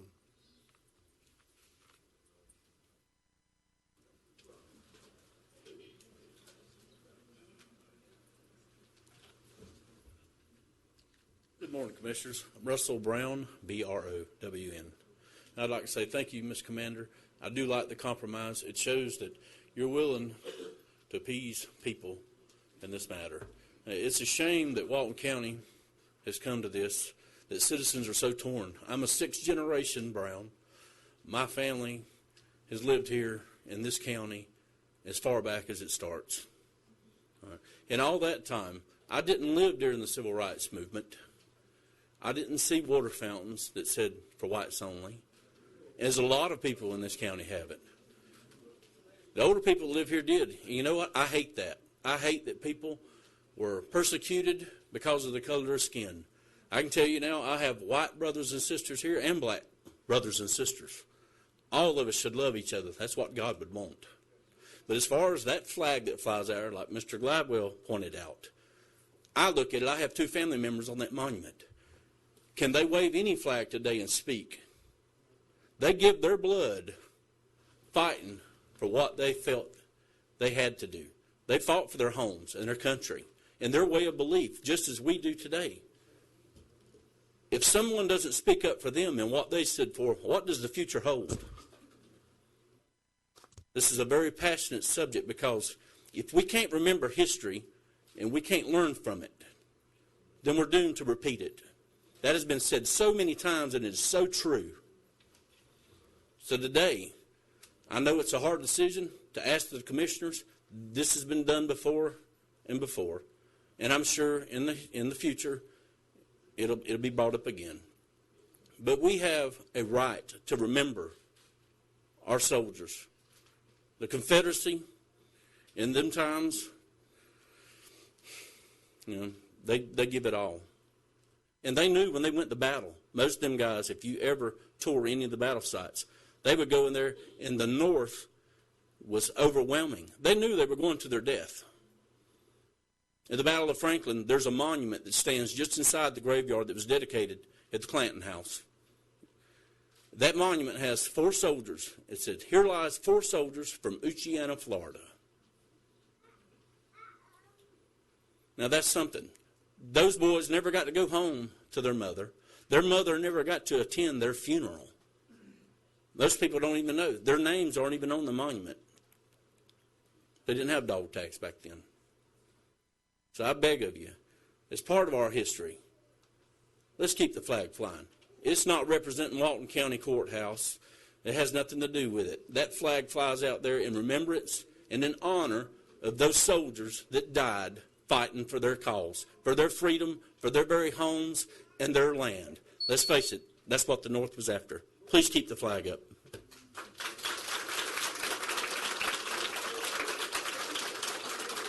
Thomas Copeland. On deck is Sheila Grimes.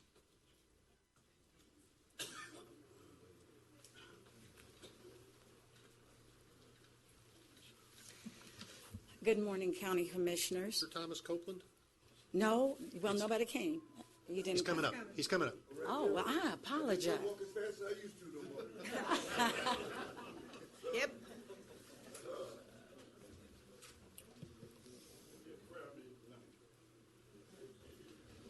And Mr. Copeland, please Good spell your morning, last Thomas name. Copeland. Spell your last name, please. Copland. Proudly. Thank you. You know, I heard a lot of people come up and talking about the heritage of the Confederate flag. That's good. Those people fought. They died.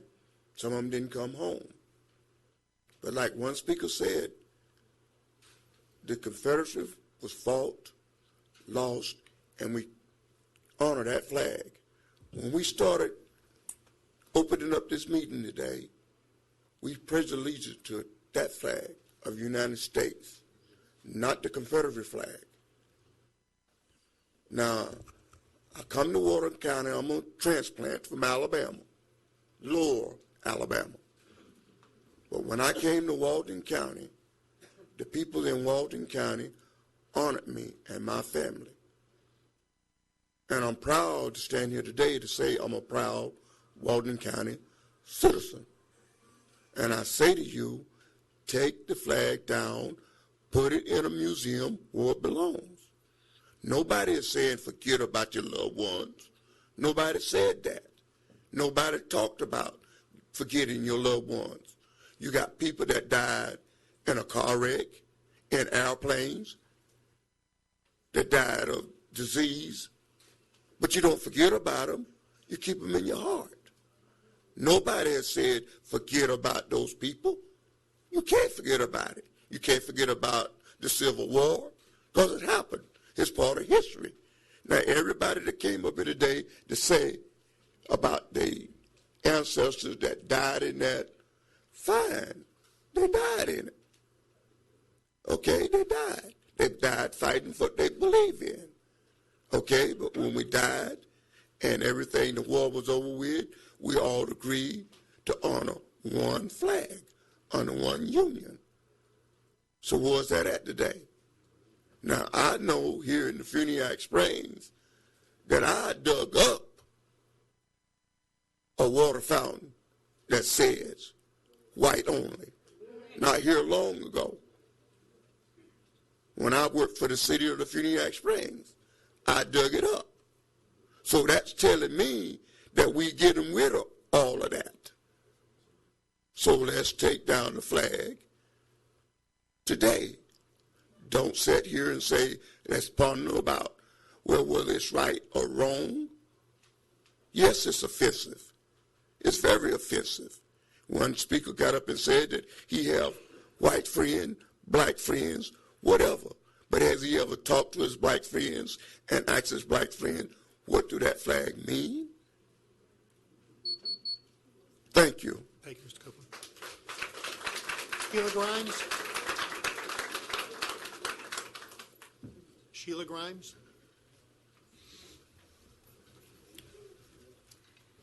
Good morning, County Commissioners. As you know, I'm Sheila Grimes, and I grew up here in Walton County. You've heard a lot. I agree with so many others that you have a tough decision to make. And I know you said let's put our past in the past, but it's our past that help us to understand where we should be today and tomorrow.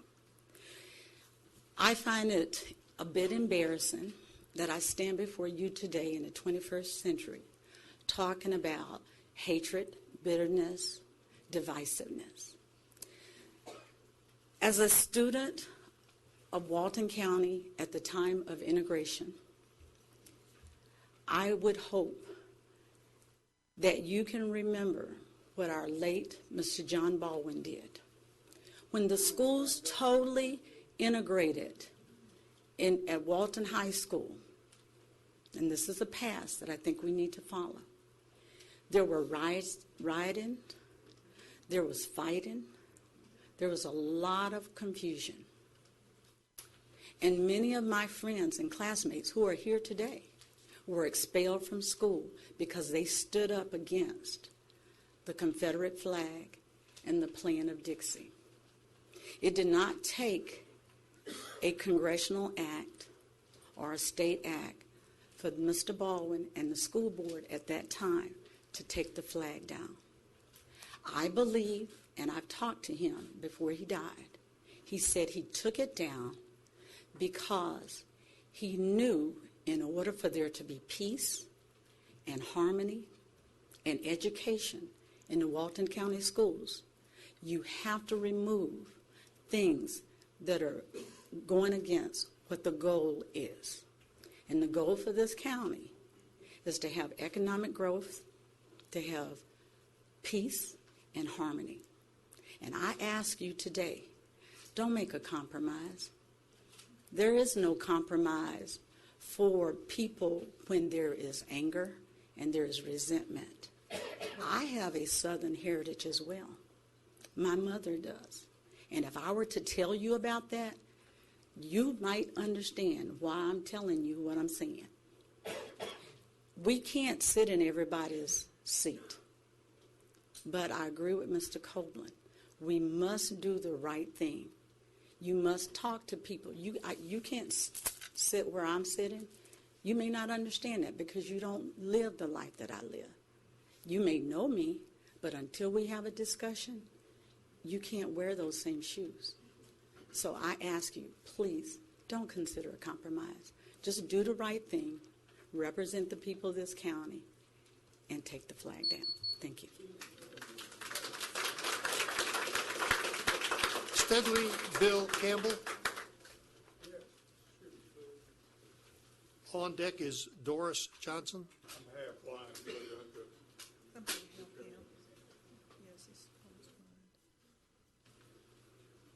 Good morning. Thank you for allowing me to come before you.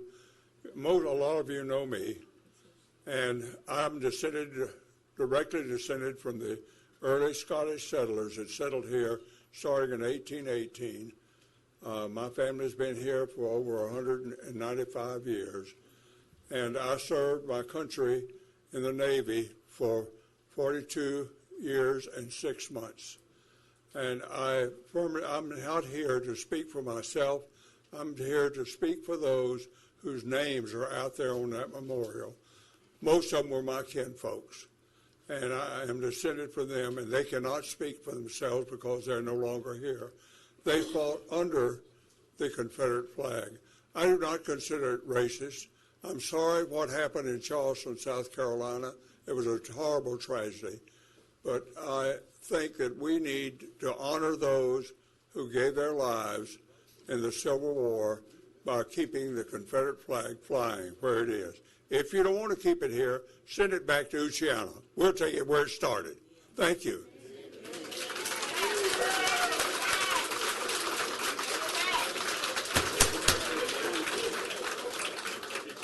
Doris Johnson, please.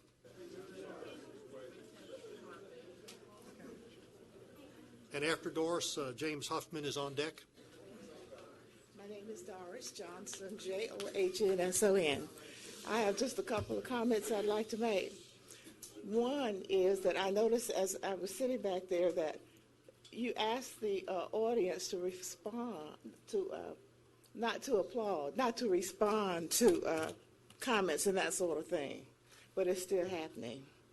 The other comment I'd like to make is that blacks served in the armies too. As a matter of fact, my husband served, my brother served, all at the same time. They were being treated as second-class citizens. Ms. Johnson, please address. And following that, I would like to yield my remaining time to one of the persons from the NAACP. Oh, Ms. Johnson. Ms. Johnson, the next speaker is going to be Mr. Huffman.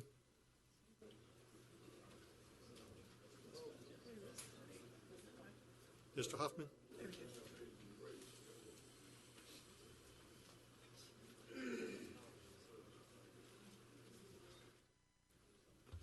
After Mr. Huffman, Alan White will be the next speaker.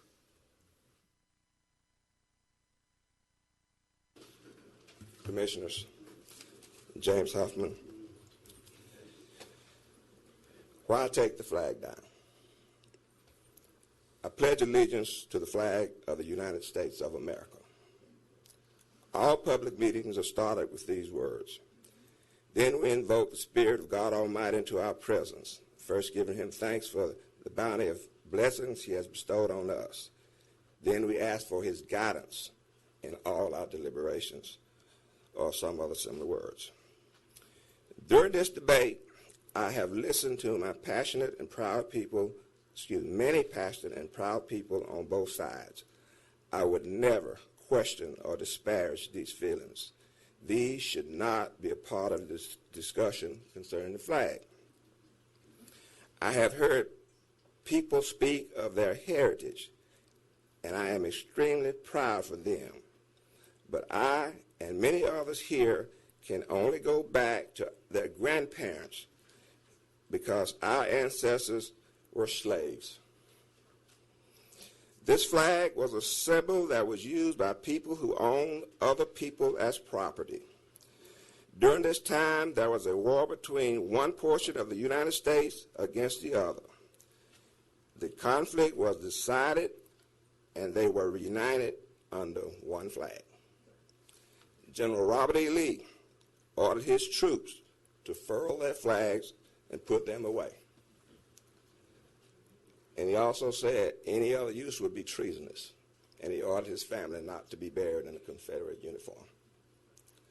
The flag was the battle flag of the state of Virginia and not the flag of the Confederacy. I have heard people speak as to what this flag meant to them and their heritage. For me, it represents something totally different. I grew up in northwest Alabama. If anyone is familiar with the counties of Cullman, Morgan, Lawrence, Limestone, Lauderdale, Cherokee, Jefferson, you know that this was the home of the Ku Klux Klan. I learned about that flag before I learned about this one. I learned who the imperial wizard of the Ku Klux Klan was before I knew who the governor was.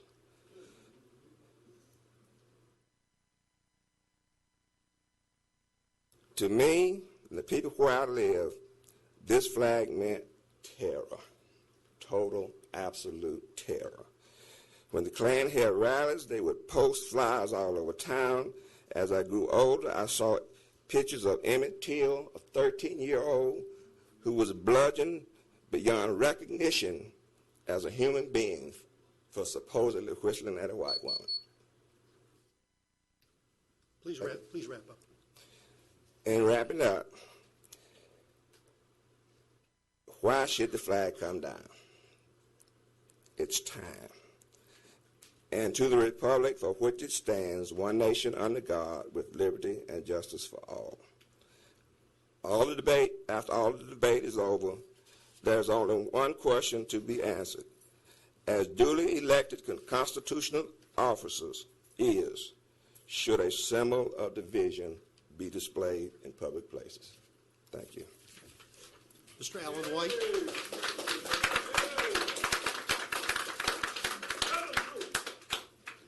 Good morning, Commission. My name is Alan White, W-H-I-T-E. I've got a lot of friends in this county, and there's opinions on both sides, and this commission has a hard decision to make. I think the right decision would be to put this on a referendum, bring it to a vote to the people of the county, and whichever way it goes, up or down, that's the way it should be. That's my opinion and mine only and nobody else's, and thank you. E.O. Campbell. E.O. Campbell. It looks like E.O. Campbell. I yield my time to the next speaker. Okay. Is that Sarah or Dale? Sarah McCabe. McCabe. Geraldine McFadder. We've got a new one. It's in there.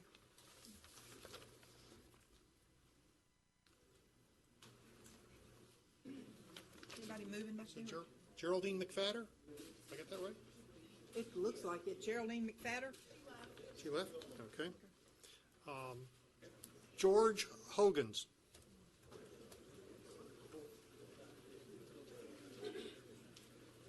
My name's George Hogan, H-O-G-A-N-S. I'm a business owner here, 18 years. I'm one of those Sheila alleged to about the Confederate flag.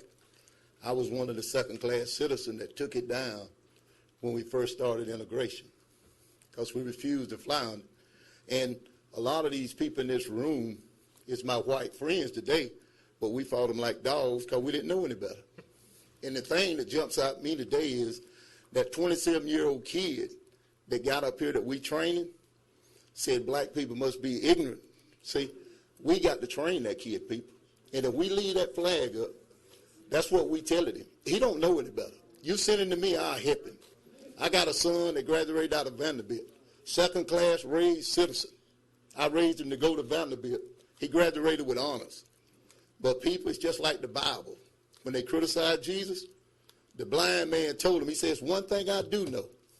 I was blind, but now I can see. Now, and I tell this to the commissioners. If you can wear either pair of these shoes with either one of these groups and get right out of it, that's the right decision. And that's my statement. Margaret Leonard. Margaret Leonard. She comes. On deck we have Sam McBroom. Margaret Leonard.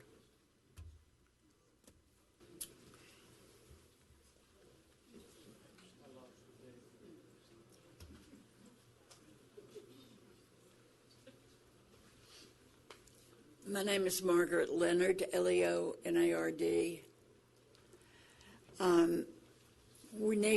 We do not need any Confederate flag on public property. That flag represents the Confederacy itself was established to defend slavery, and the war was fought to keep slavery, to preserve slavery. And that is part of my heritage, the same as everybody else who's been in the South forever. And I'm not proud of it. I don't want to see it on public property. If you're proud of it, hang it in your yard or put it in a museum. But I think that we should not use our government to fly that flag that means slavery and discrimination. That's just what the flag was for. And thank you for listening.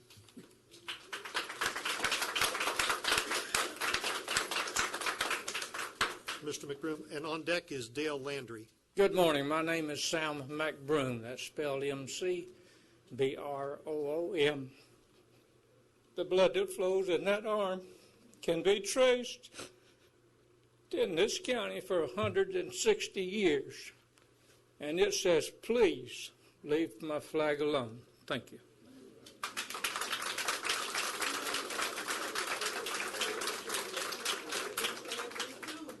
And on deck from Mr. Landry is Lewis Jennings.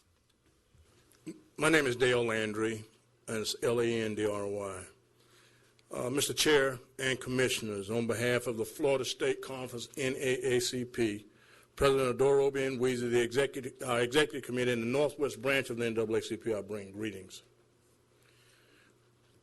We are here to appeal to you to remove the Confederate battle flag from the monument outside of the courthouse, built to memorialize the fallen Confederate soldiers from this community. Recently, there have been a chorus of voices stating that the battle flag represents the Southern heritage, their Southern heritage, as though theirs is the only Southern heritage. However, there are two Southern heritages. One, who are now the descendants of those who benefited from slavery in a segregated world, where the others of Southern heritage, those who are the descendants of slaves and subjected to the intimidation, humiliation, brutal assaults, and other indignities perpetrated on them by some of those of the other side of Southern heritage. For those of us who recognize the suffering of our ancestors as we embrace our Southern heritage, we have another view of that battle flag. If we go back, and again, from a historical perspective, there were people that were here, and as you said, I looked up some of the history about this great county too, and there was that battle. And they talked about that battle. But one of the things that happened in the Confederate Army, when they had battles, they came through, slaves either ran away or were freed. And when they were freed, they joined. And even when they ran away, when they contacted with the Union Army, they formed what was called Union colored troops. And almost to a one, every one of those colored troops came back to fight the Confederacy in there where they left from so they could rescue their families. So you got those two heritages. You got one that's black and one is white. And they saw that rebel flag as a different thing. Let's move on forward. In the 1920s, when they came out, I think the movie was called The Building of a Nation. We saw that Confederate, let me back up. Before then, where we saw that Confederate flag again, or that battle flag, was when Nathaniel Bedford Forrest helped form in Pulaski, I think, Tennessee, what at that time was known as the Night Riders. And their whole purpose was to intimidate and to scare the then free black men and the Northerners that had come down to help work with do Reconstruction. The symbol they chose to use as Night Riders was that Confederate battle flag. Again, to intimidate and to bring fear, of which it did. And many of the blacks stopped, and they chose to fright or flight instead of to fight. We move on into the 1920s, where again we saw in the movie Build a Nation, and we saw the Confederacy going up and down Pennsylvania Avenue. They were flying. The choice they chose to symbolize with that Confederate battle flag. And as they went down that Pennsylvania Avenue, okay, please wrap up. Okay, what we saw at that time was, again, that it intimidated for Jim Crow. The next time we saw it, many of you saw it, when we looked at Walter Cronkite in Birmingham. And there, again, the Confederate battle flag was used to intimidate. But at this time, people chose to fight. in concluding, what I wanted to share was this, and the gentleman spoke of it earlier. All for you in this state where we've gone to stand your ground, that Confederate battle flag invokes and incites anger, and people can stand their ground. I want to be careful because we're talking to other folk. This is going to impact you economically.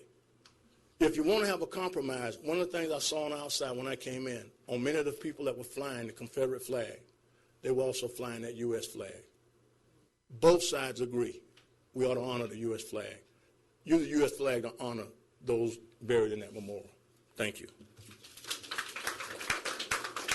Louis Jennings. On deck, we have Charles Lee.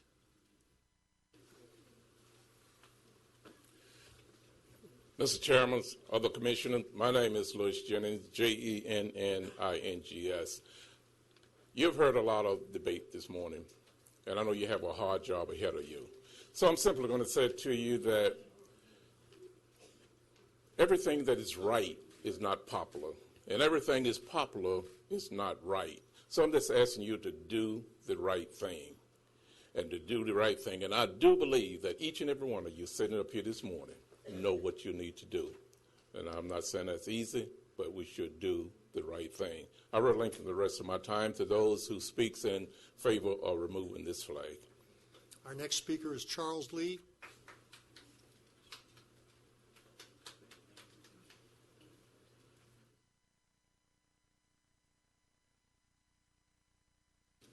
Good morning. My name is Charles Lee. First, I'm going to ask y'all a question. You've been listening to everyone talking, right? Do you notice the malice and the one that want the flag, how heavy they talking? They talking with hate. And the blight, they begging. Why they got to beg? They know what that flag stands for. So, heritage. See that? What that rebel flag at? Put it down to the funeral home. That's where they died at. That's where they buried. If you want a monument, put it down there for them. You want to stabilize? Hey, that's my heritage. Well, put it down there. We're not saying don't bury your dead. Don't put the flag up. Put it down there. Why it has to be out there? The lady that bought that monument back in 1864, they asked her, you want the flag? No. This to recognize my husband died for a cause. She didn't want no flag. She owned. Why did she didn't put it up? You know, get what's our judge do. Take that flag down. Put it where they want. They doing it now. Put it on their truck, on their cars. That ain't showing hate. That ain't showing love. For who? That's all I got to say.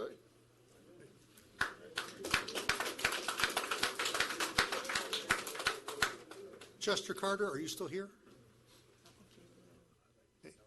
He's gone? Okay. Next person will be Willie Farrow.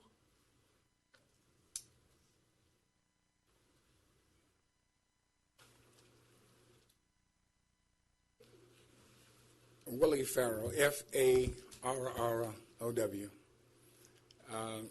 Mr. Chairman and County Commissioners, I have listened to the historical debate as I paid attention. I came here 37 years ago as a veteran. And one of the things that was interesting about war is that when we fought, we did not fight under the Confederate flag. Vietnam era veteran, we was under the American flag. For the last 37 years, I have invested my energy in the economic development of this region. We sit here now and we look at these 16 counties in the Florida Great Northwest invest tremendous amount of money in trying to build business and advance education in this community. We are looking at Federal Express beginning to bring a facility out here to employ the people. We want to advance the education of all people, not white people, not black people, but the people of this community. When we do that, and we go out to the Paris Air Show or we go to other places and we look at large businesses, and we tell them that they need to come here to do business. They want to know several things. They want to know if we can educate children and workers so they will be prepared to be successful in their business. Then they want to know, number one, if we can then continue to provide a tax base that they might be competitive. Well, when we look at that, we must consider that diversity is a part of employment if they do business with any entity within the United States. And if diversity becomes an issue and we cannot get along, it's difficult to bring business into this community. I looked at your agenda. I'm going to close with this. I looked at your agenda, and I looked at the needs that you have in terms of your budget and your resolutions. I looked at your TDC requirements and what the TDC is doing to generate business in this community.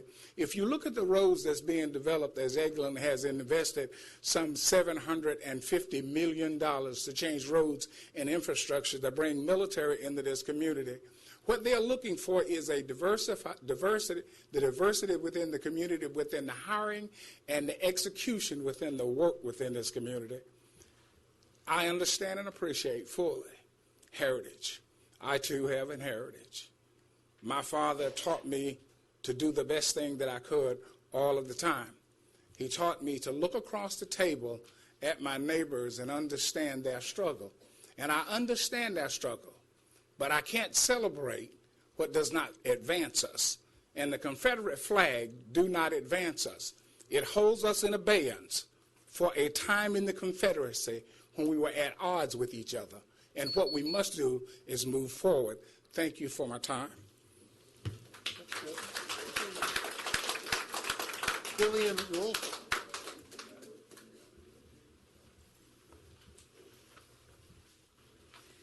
My name is Jillian Wolfe, W-O-L-F-E. First off, I want to say I'm in complete agreement that the flag needs to not be on courthouse property. However, we don't need to be burying it either, as far as, its historic value. With the good, we need to take the bad, because we learn from the bad to make more good. So that's my thought on it. If we start nitpicking stuff out of our history, then whatever touched that part of history is gone too. All of it's gone. The good, the bad, the mediocre, all of it, it's gone. Now, my family and I own the area that the original courthouse of Walton County stood on. And the original monument and flag was at that site until it was moved to Defuniak Springs.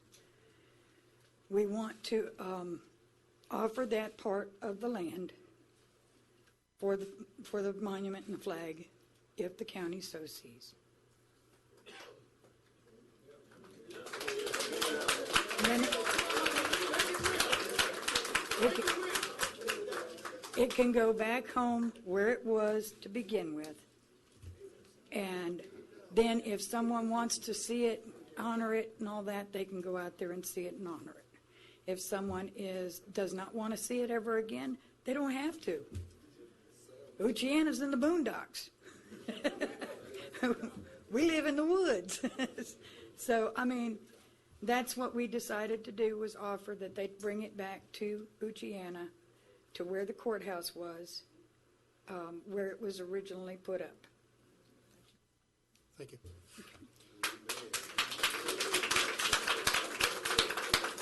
Thomas Jones, and Maria Milton is on deck. Thomas Jones?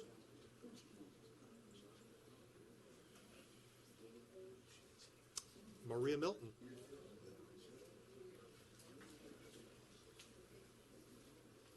Good morning. I'm Maria Milton, M-I-L-T-O-N. What was just offered was a compromise. That's a true compromise. What was offered here, the proposal by Commissioner Commander, is not a compromise at all. That's just an attempt to try to keep the rebel flag flying. Now, I agree with some of the supporters of the rebel flag in that for them, the flag is symbolic. It does represent their heritage. It does represent their ancestors. I can totally get that, and I can totally respect that. But I disagree about whether it's racist.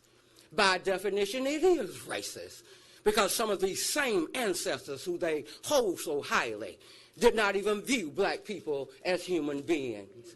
In fact, some of the current supporters of the rebel flag still view black people as second-class citizens at best. But one of the things that we cannot do, we cannot legislate changes in the hearts and minds of people.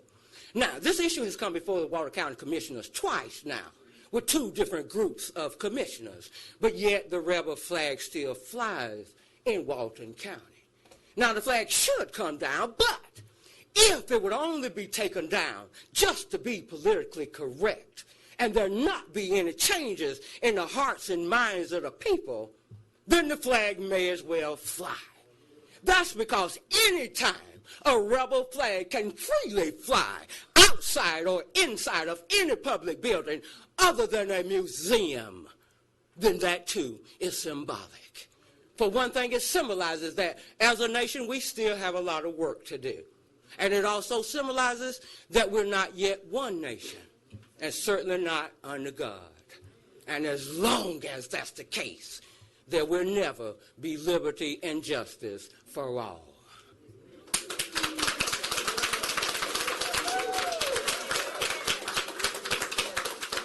Wayne McLeod.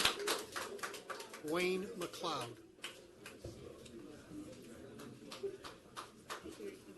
On deck, we have Dr. Rufus Wood. Mr. McLeod.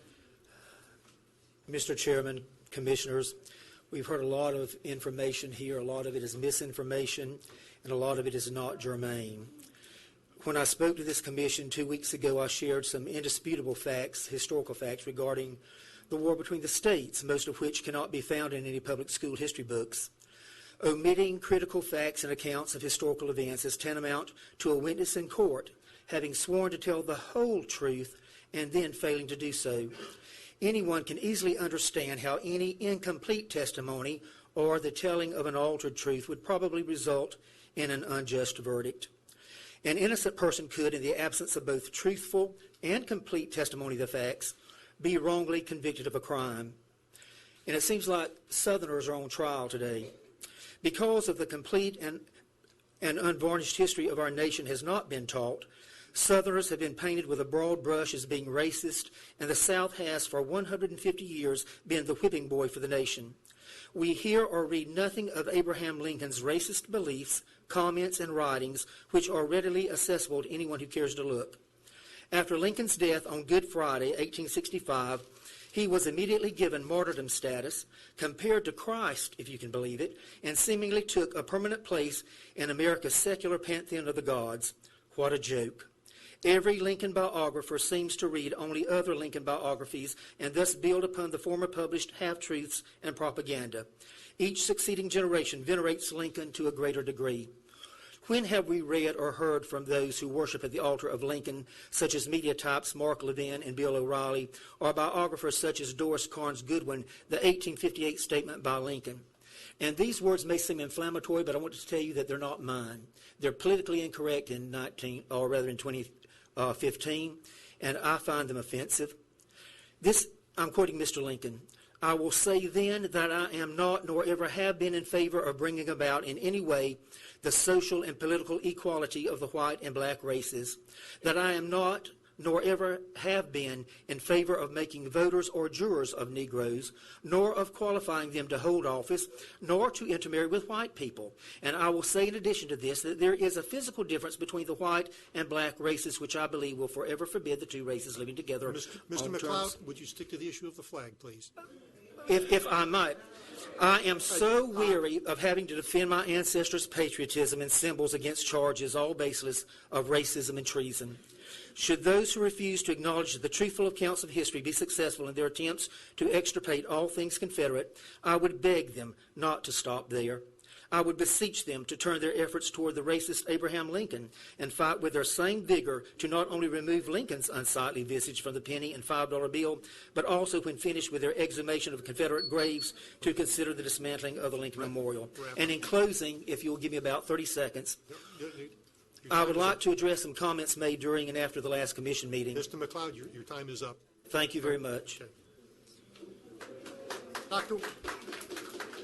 Dr. Wood.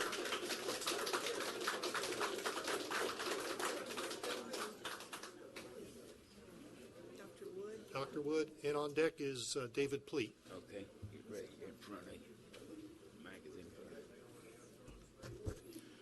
you. Mr. Chairman, and to the Board of Commissioners, to all of my brothers and sisters who are here, you've heard so very much today. I think of my earliest remembrance of flags was when I used to go to Sunday school and we would pledge to the Bible, we would pledge to the Christian flag, and we would pledge to the American flag.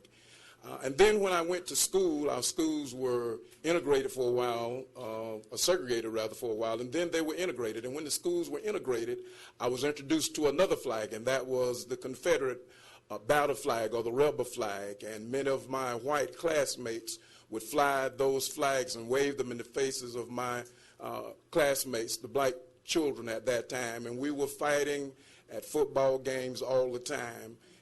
And it was very clear that it was a symbol of racism and a symbol of discrimination. We're here today, as so many others before me have said, to ask you to do the right thing, and that is to bring this flag down from over public property. It's been said many times, people can fly them over their homes, over their cars, or trucks, or boats. They can wear T-shirts. In fact, for my part, they can wrap up in one and walk down the street if they choose to do that. It is their right. This is America. But the flag represents treason. The people that fought for the Confederacy were traitors to the Union. And again, you already heard, we pledged to one flag, one nation.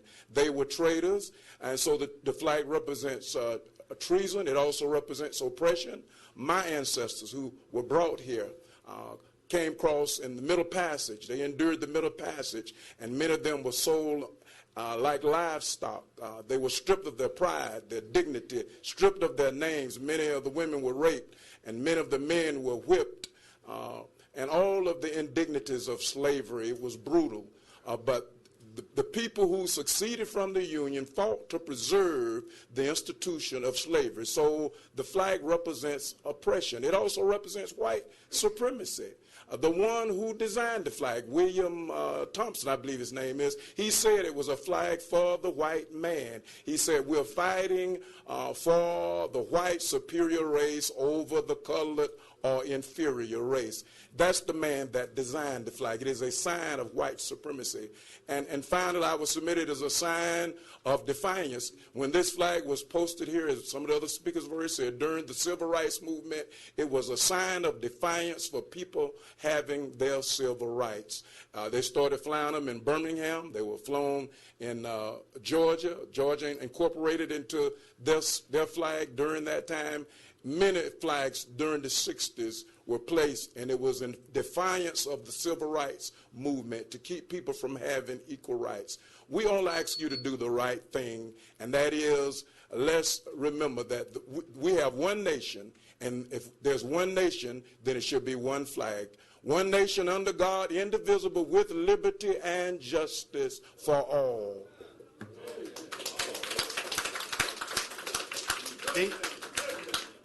David Pleat. Spell your last name too, David. Last name is Pleat, David Pleat, P-L-E-A-T. Good morning, Commissioners.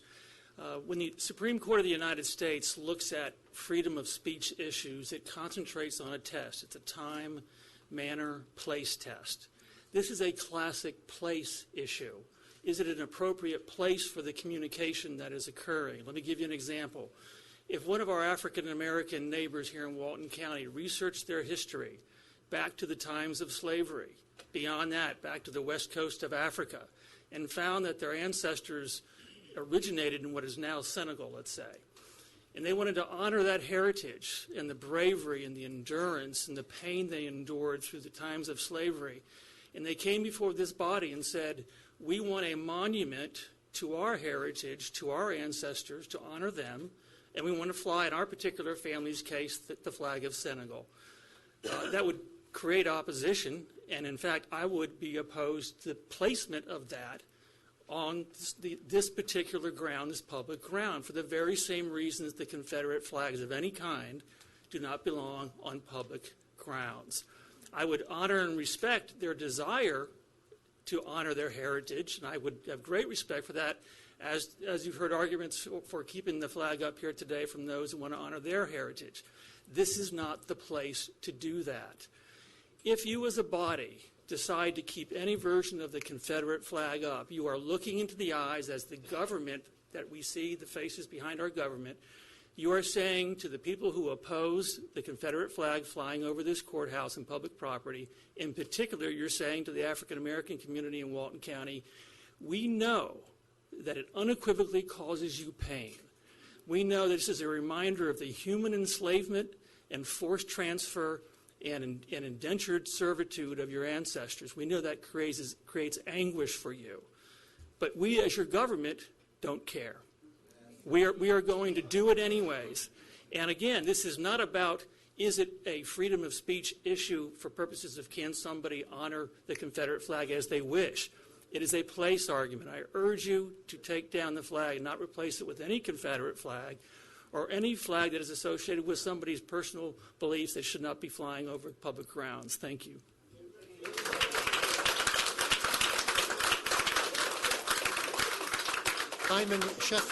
Simon Sheffield, and on deck will be Norm Fowler. Simon Sheffield. All right, Norm Fowler.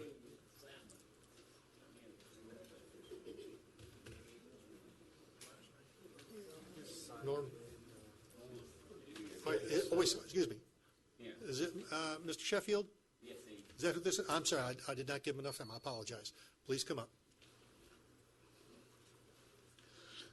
Good evening, gentlemen and Sister Gomer. Good evening. I've been standing hurting for a long time just to get up here. And I just beg to ask you to do what's right. And we all know what has happened. We all know about Alabama. They done took down the flag. Mississippi took down the flag. Georgia, the flag is down. So we're asking you to consider taking the flag down here where we can have peace and love amongst our people and try to work together. And let's save our democracy. I picked up on the internet a gentleman named C.T. Vivian, and he caught my attention, a Reverend C.T. Vivian on YouTube. And I beg each one of you to take a listen to him. He was back in the movement with Dr. Martin Luther King and gave some good advice about us working together. Thank you very kindly.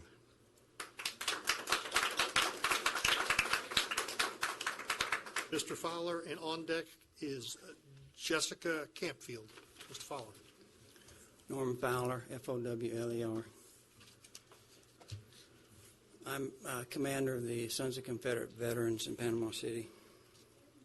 The SCV has long detested the use of our forefathers' symbols by racist groups and individuals. We consider it to be a cowardly desecration of our inheritance. Those who try to make larger political hay out of this are misguided and forgetful of our common heritage. Sir Winston Churchill recognized the importance of the Confederate flag when he stated, "The flags of the Confederate States of America are very important and a matter of great pride to those citizens living in the Confederacy. They are also a matter of great pride for their descendants as part of their heritage and history."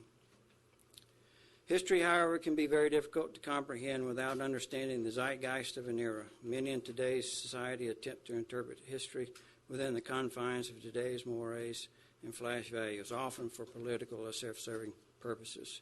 Simply stating the South fought to defend slavery is a simplistic and erroneous statement. For those that search, there is much information available offering plenty of facts to the contrary. In the 1800s, import tariffs were just about the only source of revenue for the government. Of these tariffs, roughly 75% were paid by the South and about 75% expended in the North. If not for the threat to the North of the Southern Free Trade Zone, it is hard to see how secession would have led to war. Without the hope of the South had of the Free Trade Zone, it is hard to see how slavery would have led to secession. Slavery was an important adjunct issue, but it did not cause secession. The key was free trade, and it turned the cultural clash into a bloody fratricidal war.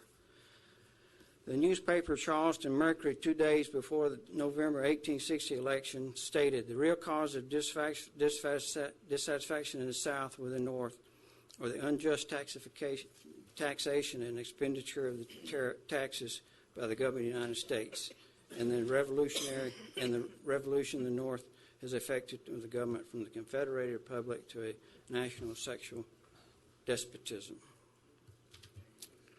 Early in December 1860, before any secession, the Chicago Times foretold the disaster that southern free ports would bring to northern commerce. And one single blow, our foreign commerce would be reduced to less than half of what it is. Our coastwide trade would pass into other hands.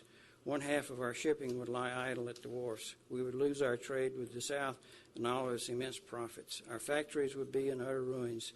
Let the South adopt the free trade system or that of tariff revenue, and these results were likely.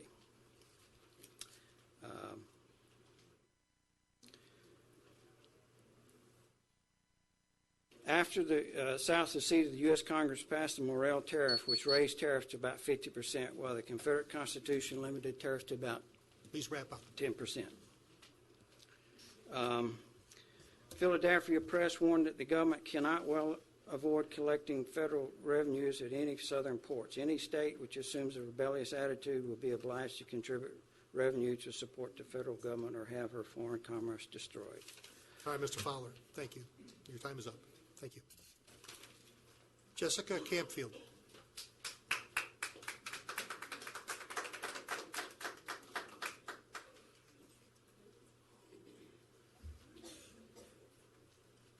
On deck is Don Graham.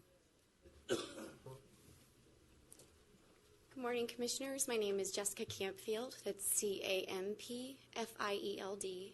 And I come before you today not only as a Walton County resident, but also as a Floridian, full-time Floridian, and also as an Air Force brat. And I'd just like to bring a little bit different perspective today.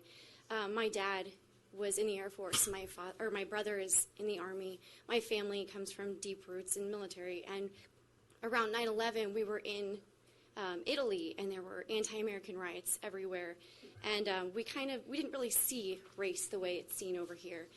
And we just kind of banded together, and when homemade bottle rockets are thrown at you, you kind of figure, wow, as Americans, we should come together. It shouldn't be a divisive flag that we're flying over our courthouse right now. It should be this flag right here. As a mother, I'm raising my children to be Americans and not see the hatred that everything this Confederate flag represents. And I just ask you that you make the right decision today. And I respect the heritage of everybody that thinks that this flag that should be flying. Fly it anywhere you want to, but not on the one place. This is not a museum. This is an active court of law. This is a place where decisions are made every day that affect every single person here, and it should not be somewhere where anybody feels that they should not feel welcomed or feel that they are not represented. And I ask you, as a representative of my family, as a representative of Walton County, to remove this flag and put it somewhere where it is respected, because it's not representative of me or my opinions or a lot of other people that I know. So with that, I just ask that you make the right decision today, and just know that it's not just people who want this flag to stay where it is. It's not just them you represent. It is everybody else and Americans.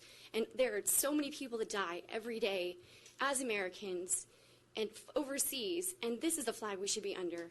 100 years from now, we could have the same fight over this flag, and I really hope that this is the flag that brings everybody together and just takes away the hatred that I have seen between families and friends and Walton County residents.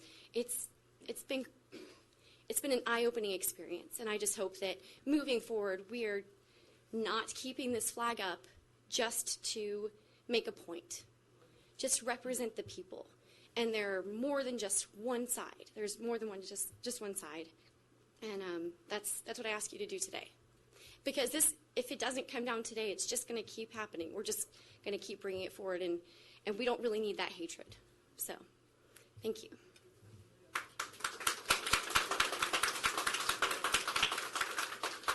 Don Graham, and we have Charles Williams on deck. I'm Don Graham, spelling last name Graham. I'm a citizen of the Funac Springs and born and raised in Walton County. I come to you in faith, in good faith, that you would make a decision today. We done prolonged this long enough. We need to make a decision. I think the decision should bring the flag down. It's time to bring it down. I have no problem with the flag being marched across the street over here at the railroad track where we pay taxes and have inside the Walton County Museum Center. That's what a flag like that represents. It need to be still traditionalized, supported. I have no problem with people supporting it, even at their house or at their yard, but this is a public sector. This is a grounds for everybody in Walton County, not only just for the whites, but it's for the blacks. And we're getting a lot of Hispanics coming in the area. So we want to set an example, but we have dropped the ball. Even a little town 20 minutes from us on the west side, that I always thought, in my opinion, was more racist than the Funac Springs, but they got the flag down. You know what I'm saying? So, like I said, I love the Funac Springs, but I'm not proud of that flag being outside the courthouse, because people come in here wanting justice. When they look at that flag, it's sort of like put a doubt in their mind. So I'm looking at you, every commissioner, eyeball to eyeball, and say, hey, enough is enough. Let's do the right thing and take the flag down. Thank you.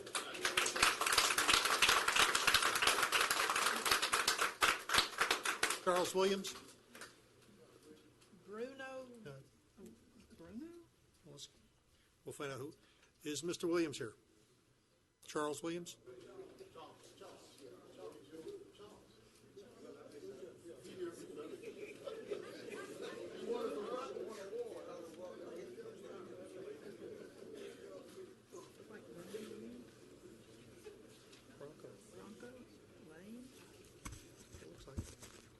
Charles Williams, Charles Williams.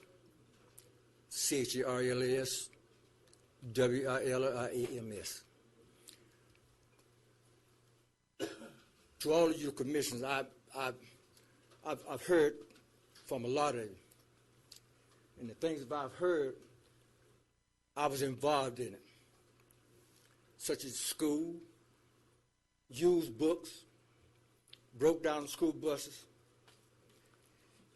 The main thing is, I went into service.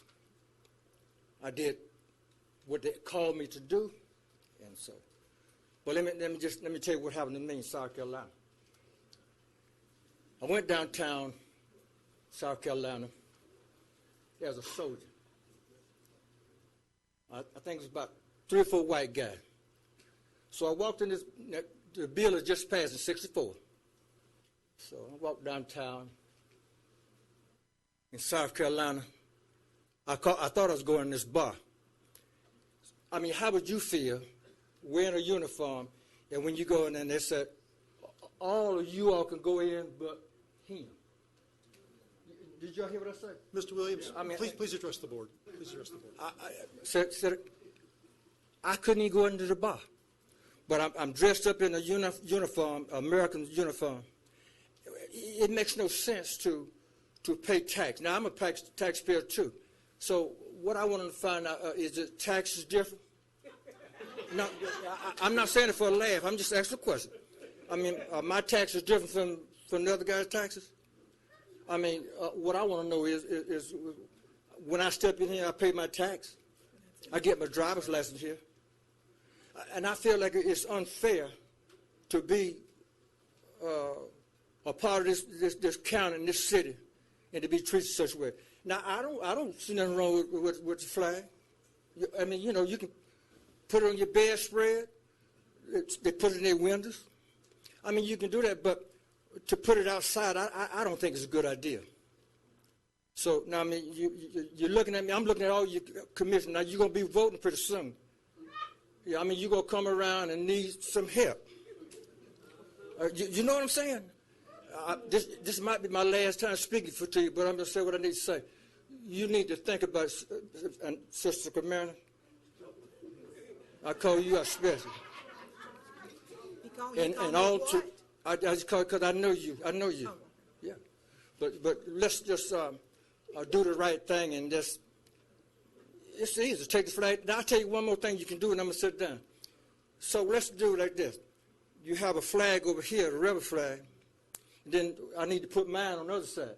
See, my people died too. Okay, my people died too. They wasn't hung on the cross, but they hung from a tree. I know you want me to sit down, but... Thank you, Mr. Williams. Thank you. Thank you. You're welcome. So in other words, just take it down. Put it on your bedspread.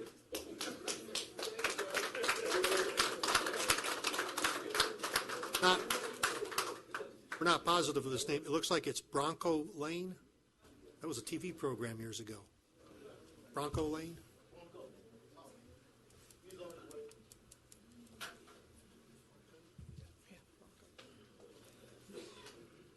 Is there one coming? Yeah. No? Okay. All right. That is the last name on the list of those that have asked to speak. Is there anybody who signed up who did not get their chance to speak? Okay. Is there anyone who didn't sign up? I'm sorry. If, okay. I'm here to ask, is there someone who did not get a chance to sign up that would like to speak? Your hand was up first, young lady.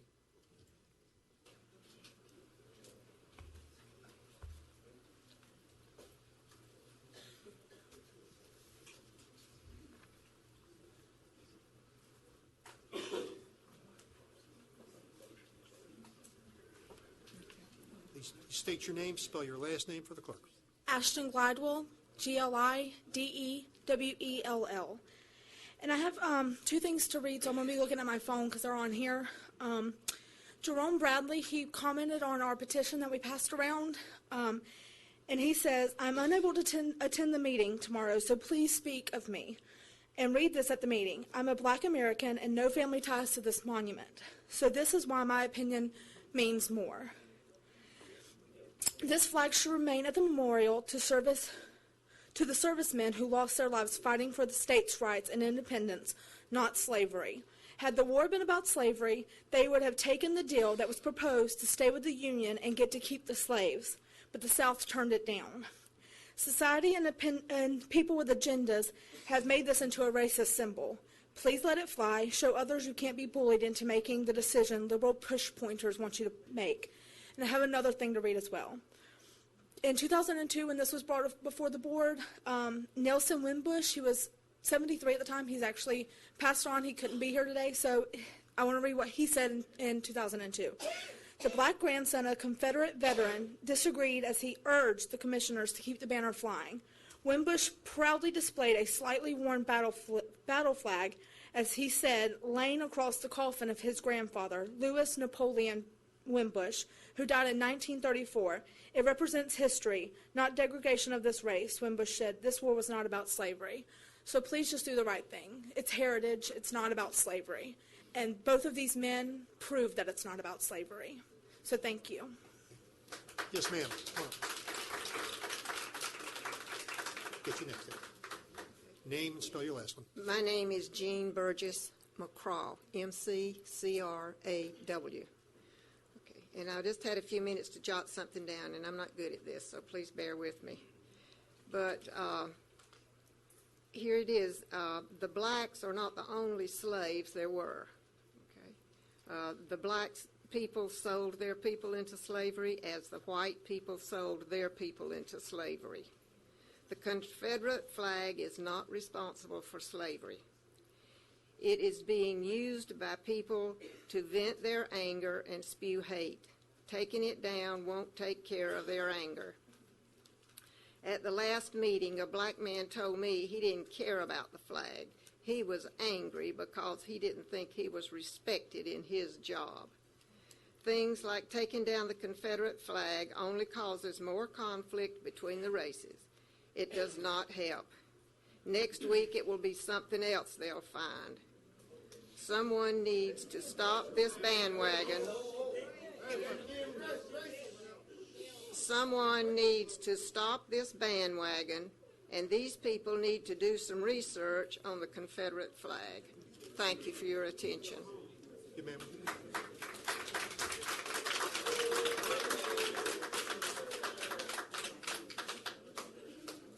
State your name and please spell your last name. My name is C.G. Wright, C-I-J-I-W-R-I-G-H-T. And here I have a quote, so my speech will be, or my comments to you will be very short. But this is a quote from William T. Thompson, April 23rd, 1863. He is the man who created the Confederate flag. And this is his own words. As a people, we are fighting to maintain the heaven-ordained supremacy of the white man over the inferior or colored race. A white flag would thus be emblematic of our cause. Upon a red field would stand forth a Southern Cross, gem preserving in beautiful contrast the red, white, and blue. So, in his own words, the man who created the flag said his intention was to maintain the heaven-ordained supremacy of the white man over the inferior or colored race. So, I don't understand how there could be a dispute about what this flag means. The man who made it told you what it means. And the times in which it was presented, put up on the Walton County lawn, coincides with the Civil Rights Movement.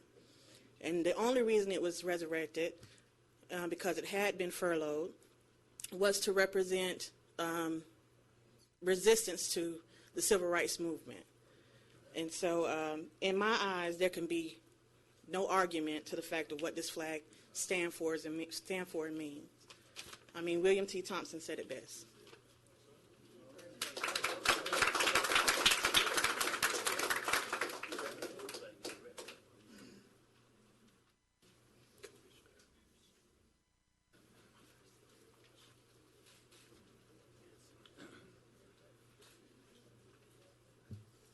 Good morning, Mr. Chairman and Commissioners. I'm very happy to be with you and to see that you have given people time to express themselves. Would you state your name and spell your last one, please? Pardon me? Please state your name and spell your last one for the record. Please state your name. Oh, excuse me. Who are you? Thank you. I'm sorry, I can't hear. My name is James Moore Crawford. I live in Defuniak Springs. I have lived here for 23 years. I moved from a large city. I wanted to get into and live and retire in a small town. My automobile, which had a Confederate emblem on the bumper, was shot into with a 12-gauge shotgun, shot through the door. I was not in it, but there were people that didn't like my flag. It was on private property. You see, they had advanced further than here. I came looking, I saw the Confederate flag, and I said, this is a wonderful place to be. And I'm very happy that I came. First of all, I've heard my great-grandfather served in the Confederate Army and was captured and spent a year and a half, almost 2 years, in a northern prison. During that time, the rations were cut twice, deliberately on order from Washington, and they almost starved. The men ate rats that they caught using the food that was given to them. My great-grandfather walked from Lake Erie, where he was on an island prison there, back to his home in North Carolina. There, my family came. I personally thought that it was an error to refer to these people as traitors. My great-grandfather did not own any slaves, never had. He lived in western North Carolina where it was too cold to grow cotton that was marketable because of the short growing season, and cotton requires a long staple.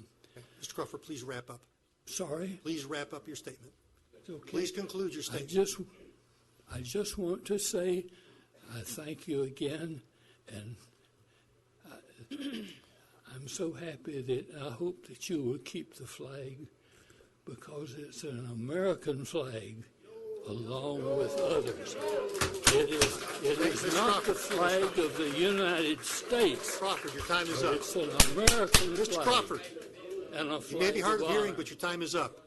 This gentleman over here. Please state your name and spell your last one, sir. Thank you. I have a Scottish last name, Mccaskill. And my mama, she's from Uchi, Anna. And she's from the biggest biracial family in Walton County. That'll be the Campbells. Okay? So I'm going to get down to saying happy birthday to my daddy. He was a World War II veteran. And today is his birthday. And so I decided I'd come up here and honor him. He was a World War II veteran, and if he was alive today, he'll be 92. But he's been dead about 17 years, so here we go. In 1972, I walked off Walton High School campus with the class of 1972. I was in the class of 73. So I was in 3 protests against the rubber flag at Walton High School, so that'll tell you how I feel about the flag. I don't have to tell you how I feel about it. But in 1972, when I walked off campus with the class of 72, I'm from Red Bay, Florida. But I walked off campus in Phoenix Springs, Florida, so I'm 20-something miles away from home. And so when I finally got home, I might have had to hitchhike to get home. But when I got home, my daddy said, "Did you walk off with those children?" I said, "Yes, sir." And as soon as I said, "Yes, sir," he hit me and I hit the floor. Okay? Now, back then, black people, they didn't protest because your mama might be a school teacher. And if you protest against the rebel flag, your daddy may be working for white people. And if they find out you're protesting against the rebel flag, they'll fire your parents off the job. So whenever I say black people almost tore down the high school, I'm just talking about a few of them. It just takes a few people to make a change. And in 73, I was in another one with the rebel flag. My classmates, they got me under the rebel flag to dance under the rebel flag. So we didn't climb the pole and take it down and burn it like the class of 1970. We didn't climb no pole and take it down and burn it like the class of 1971. We didn't walk off campus like the class of 1972. My classmates, they knew that I could dance. They told me, "Get under the flag and dance." And that's what I did. And I would take them with me one day. The next day, they'll take me with them. They made sure I was out there. And pretty soon, the flag, it came down. I made fun of the flag. I didn't jump on white children to show my anger like my brother's class. His senior class, they were running through the hallway looking for white kids to jump on. This would be a good time to apologize for any white kids that got hurt. Okay? There was bloodshed on that campus. But the class of 73, we didn't shed blood. I danced. Please wrap up, sir. And I'm ready to dance again. Thank you. Thank you. Yes, sir.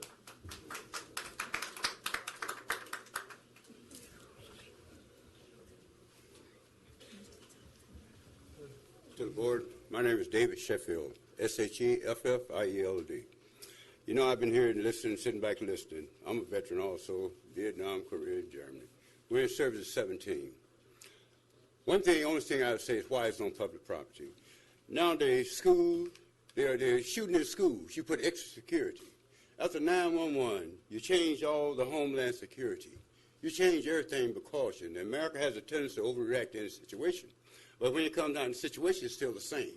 We aren't changed. When a child changes school, if they shot somebody in Colorado, it affects Florida because they're going to upgrade security in that school. That's a precaution.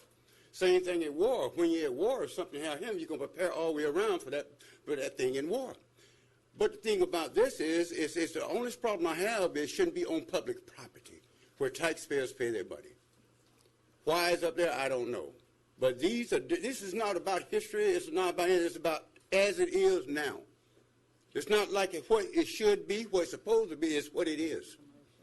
And regardless, with this debate, it must be offensive to somebody in some situations.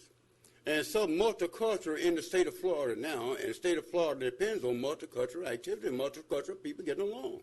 And I think it should come down. Like I say again, everything that I've seen, and I watch the news quite frequently, everything happened is a response from that happening in one area all over the United States. And the same thing happened. Here's unfortunate things happen like this, but it has happened. And it does offend people. And I actually think the right thing to do is take the flag down off public property and put it in some private area where it can stand and still mean something to whoever it means something to. And that's all I have to say. Yes, ma'am.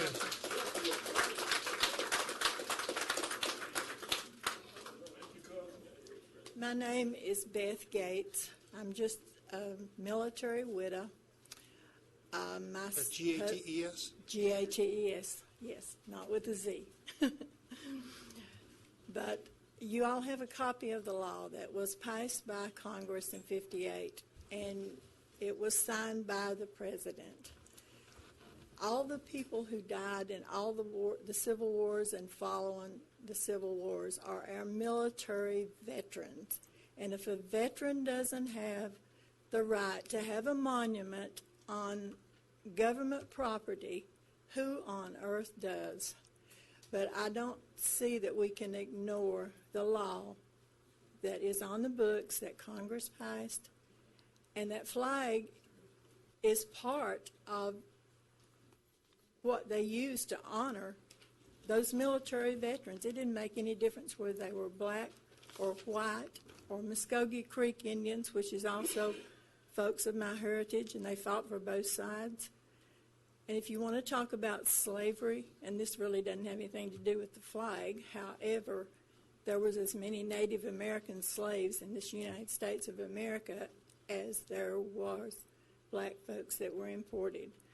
But it's just a military veteran's honor, and I don't think that needs to be ignored. Thank you.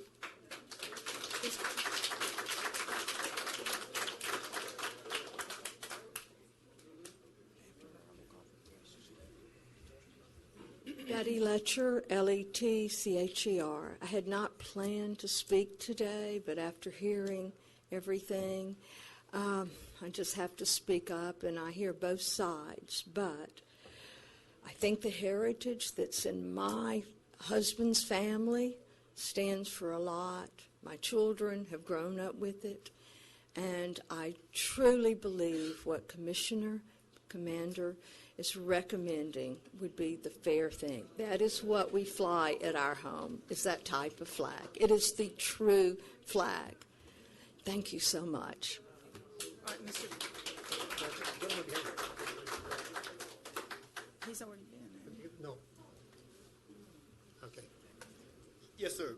My name is Robert Kennedy, and I look back. This country has been united for 200 and maybe 40-some years, as of 1776 to, we've been here for 200 and some years. Anyway, that flag right there, that's the only flag, out of all the wars that this country's been in, that's the only flag that's still standing. I think that should be the only one that stands. We don't have a Mexican flag, we don't have a Vietnam flag, we don't even have an English flag flying. And these are the countries that we've had fights with, the ones we've had war with.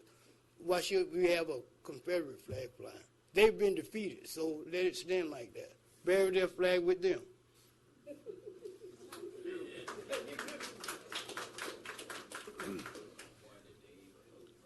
Commissioners, my name is Steve Lassiter. I'm the Sons Confederate Veterans Commander in Washington Spell County. your last name, please. My last name is Lassiter. I've stood back, heard from both sides. Honestly, I agree with both sides. Both sides have got their points. Both sides have valued reasons for believing the way they believe. I will point something out to you that is historical. A lot of y'all have made mention of the Stars and Stripes. When Betsy Ross sewed the first Stars and Stripes, the government that we were under was called the Articles of Confederation. That meant the 13 colonies, as the English still call us today, or the Commonwealth, as they are officially known, were a confederacy. They were confederated together in order to drive out the oppressive regime of the British government to rule this country the way they saw fit. Everybody had a say. If they didn't like it, they could leave. If they did like it, they could stay and fight. The flag that sits over here, state of Florida. It's been many flags. That flag is also a Confederate flag. So is the flag of Alabama. So is the flag of every state in the South. All are representations of the Confederate flag. I would also submit that everybody wants to call the Stars and Stripes the American flag. If somebody can point out to me, and I've asked this for years, to show me an American flag, I'll go out there in the middle of Highway 90 right now, bear it all, and do a jig. That is the flag of the United States of America. The maple leaf is the flag of Canada, which is America. The Mexican flag, the flag of Argentina, the flag of the Falklands, and the flag of every other part of a country in this hemisphere is an American flag. So to call the Confederate flag in whatever representation, the first national, which is the stars and bars, the second national, which is the stainless banner, the third national, which is the last flag of the Confederacy before war ended, not an American flag, just like calling anything else not an American flag, is despicable. They're all American flags. Everybody is American. If you live in this country, yeah, you're an American. If you live in Mexico, you're an American. The fault of it being America and this United States only is our fault for letting it happen. It's our fault for letting a lot of stuff go in this country that should have never got that way. It is our fault, and I mean everyone, for sitting back on their butts and not doing what is right. It is our fault for the people not getting along. It is our fault for there being problems with blacks, whites, Hispanics, Asians, and everything else. It's not an individual issue. It's not anything else. It's our fault. Our. Everybody here has been saying our, we. We need to get it straight. But if you take that flag down, there's still going to be problems. We'll wrap it up. Thank you. Commissioner.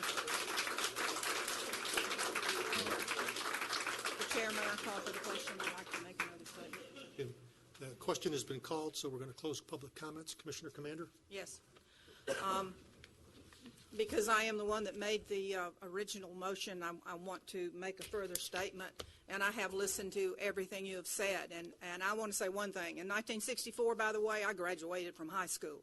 I had, most everybody in this room had no control over what happened 150 years ago or what even happened in 1964. We can only go forward from here. You talk about I represent this group and that group. I represent right at 57,000 people that live in this county. I represent every one of them, white, black, yellow, whatever. I represent them. And I have to try to come to a decision that will benefit everybody. I can't rule on what I want to do. I have to rule what I think the majority of the people want to do. And that's why I made the motion that if we take that one down and put up this one, then it doesn't, it is my time to speak. I've heard every one of you. That is why I made the motion that we put this one up. We do have two other or three alternatives. I appreciate Ms. Wolf saying that, maybe we move it back to Uchiana where it came from. That's a...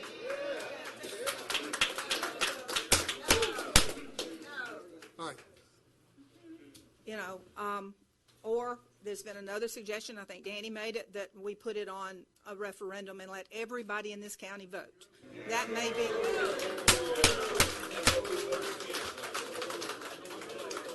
All right. Ladies and gentlemen, come on. Y'all have been very patient, very good with doing this. She's right. We've listened to you all. Now give her a chance to speak. It is our time to speak. So if my fellow commissioners, and P.S. and by the way, we have to have a motion in a second before we can discuss anything in this room. And it's one of the reasons I went ahead and made the motion to the beginning so we could discuss it. So with that being said, let's, I've called for the question. Each one of us, take it from there. Commissioner Chapman?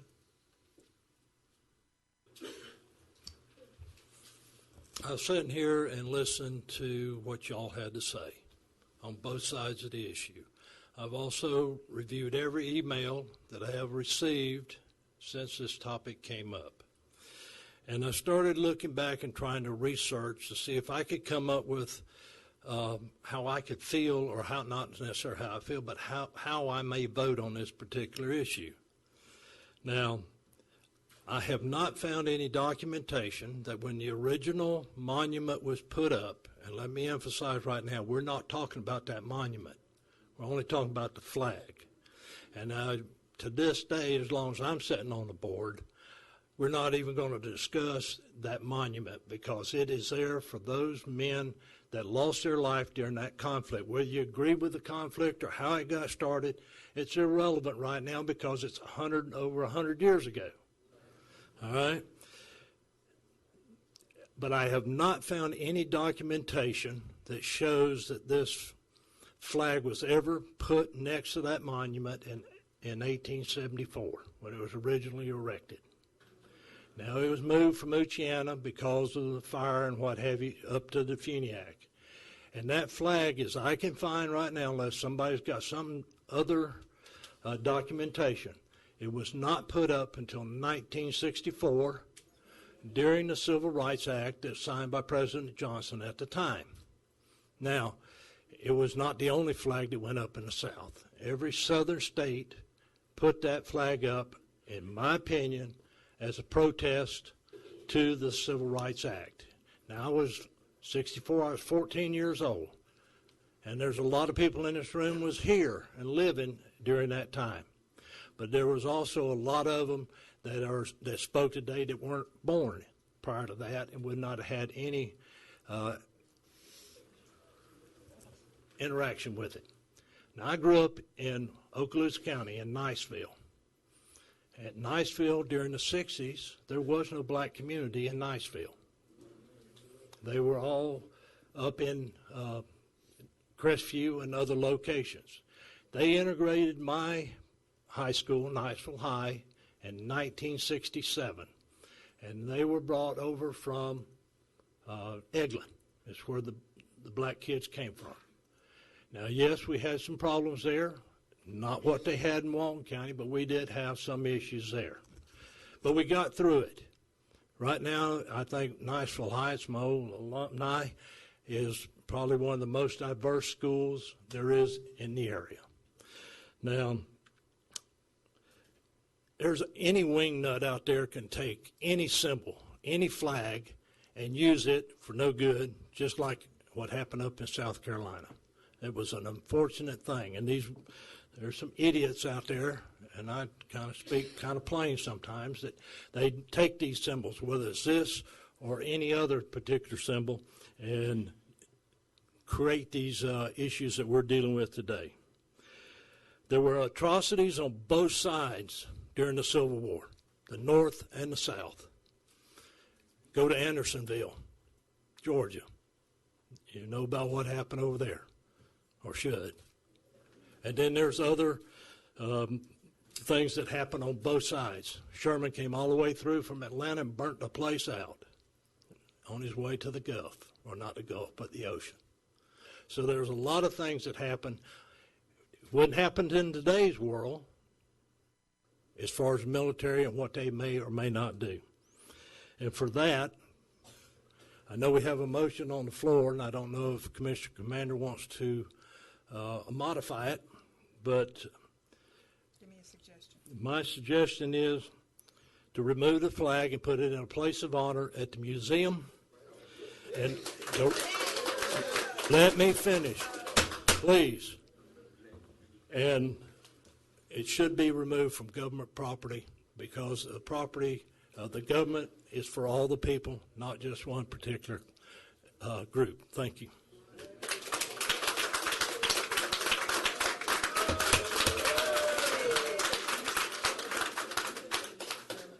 One more thing. All right, I know out there you're looking at next year's election, and I'm up, right? And I know that this is probably going to hurt me and others depending on how this vote turns out. But when I got elected 3.5 years ago, or 3 years ago now, excuse me, I told you I was going to do what I thought was right for Walton County as a whole. And if that's what you want to do and cast your vote against me, so be it. I can go back and handle my cows on a 24-hour basis instead of in the afternoons. Thank you.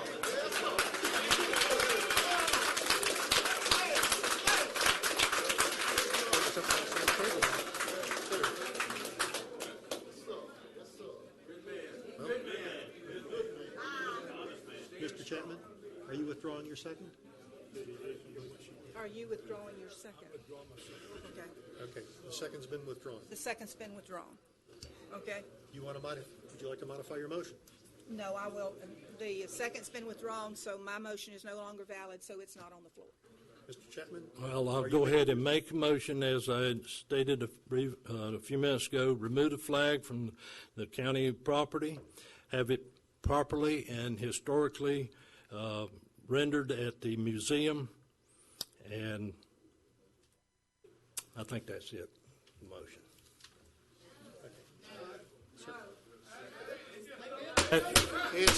I'm sorry, public comments over. Public comments over with, please. Hand down. Now, that's my motion. Remove it as from the present location out here and have it interned, or if you want, whatever you want to call it, over at the museum. And then that'll be the end of it. Okay. We have a motion. In order to facilitate discussion, I'm going to pass the gavel and second it for discussion purposes. We've heard close to 60 people come to the podium from both sides, and some in the middle, and some making recommendations. It's not one where you've got to have a winner and a loser. There have been some excellent points made on both arguments, and this is indeed a tough decision. I think a lot of it is emotional. I think some of it's come to fruition because of actions that have taken place in other states. And we certainly need to recognize that Walton County should not be a place of oppression, should not be a place where people are held to a different standard than what we've got here.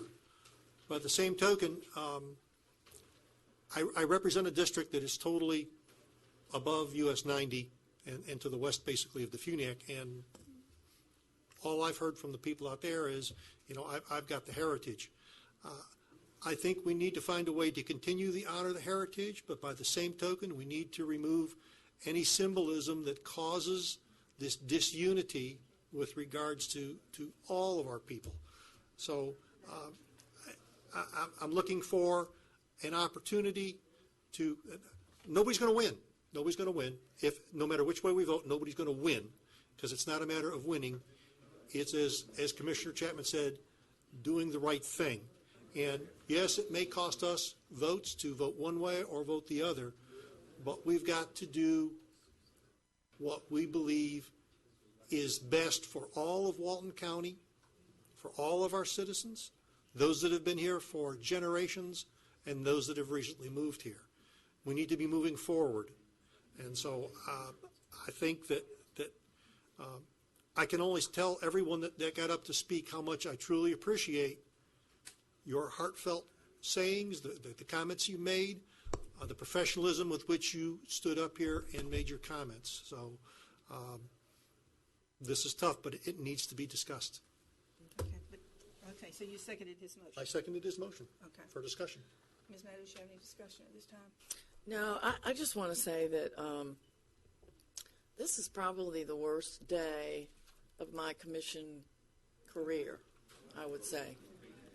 It is the worst day because I know all of you guys. I know a lot of you are my friends. And I look at all of you as brothers and sisters. I hate that this world is a sinful place. This world is it is a mean, hard place, and I hate that. You know, the only person I know that can change a man's heart for good, bad, or indifferent is the Lord Jesus Christ. Okay, and we've been told, however, that we cannot pray before a meeting. We've been told that we can't allow prayer in the schools. We've been told that if we make certain comments that we are, it's hate speech. We have been told that if we don't allow certain things that that it's our problem. And this I find offensive. This I find very offensive. So you can change a flag, but you cannot change man's heart. And as everyone has said, you know, we can take the flag down, we could roll it up, we could put it wherever we want to put it. But the only thing that is going to bring us together is a change in all our hearts. Now, I think that, and this is just my opinion, because I watch a lot of the national scene and the state scene and the local scene. This issue has been pushed to divide us and advance an agenda. And before you say no, it has worked. Look at us. It has worked. Let us not let these people, whoever they are, push us into fighting each other and remembering the horrid things that we've done to each other over the past. It's worked. Look at us now. I think in my heart that a compromise represents us coming together as a community and saying, your heritage matters to me, and your reaction to this flag matters to me. Therefore, we're going to put up a flag that represents the 13 colonies, the 13 states. Now we all say that this is a compromise, and this is each other saying to each other, we're going to join together, and this is what we're going to do. Anything else, in my opinion, is kowtowing to people pushing to divide this community, and it has worked. Look at us now. Thank you, Commissioner. Commissioner. And when somebody says to me, do the right thing, Where are the deputies? it depends on whose definition of right that it is. I have personal opinions, but this is not about me. This is about trying to bring a community together that's been divided by, in my opinion, outside forces. I got a question for her. Okay, and I would I think that the compromise position is the best one to go because, like he said, no one wins, no one loses, unless you think you lost in your mind. But I think that I will second Sarah's motion. You have a different motion on the floor. Ladies and gentlemen. And that we should honor, Ladies and gentlemen, we have heard you. If you can't keep quiet, then I'm going to ask that the room be cleared. Now, sit there and be quiet and give us the opportunity to make our decision. Because, I have that right. yeah. And, you know, we don't take these things lightly. I mean, we're not just sitting up here, you know, like my dad says, flopping around. We take these things to heart. We've prayed about it. I've stayed up nights thinking about it. I've read everything that I could about the Confederate, everything that is out there. And I do believe that since this is an existing monument, it is on the state's record of historical resources. It is a registered monument with the state, that a compromise position would be what I would think that would bring the community more together than just divide us and we continue bad feelings. Okay. I want to thank you for the comments on that, because truly, there's going to be no winners. So let me state this. Mr. Chapman made a motion, and for discussion purposes, I made a second, but I'm going to withdraw the second. And I truly think we've got to find a way to bring both sides together. So is your motion back on the floor, and yours is a second of it? Yeah. I am going to second the motion that that Commissioner Commander made. Okay. We have a motion and a second. Public comment is closed. Any for? Point of order. Excuse me. Point of order. Mr. Chapman has not refused or has not removed his motion. His second been withdrawn. Second was withdrawn. You don't have a motion unless there's a second. A motion and a second. Go for the compromise. All those in favor say aye. Aye. Any opposed? Motion carries unanimously. Thank you.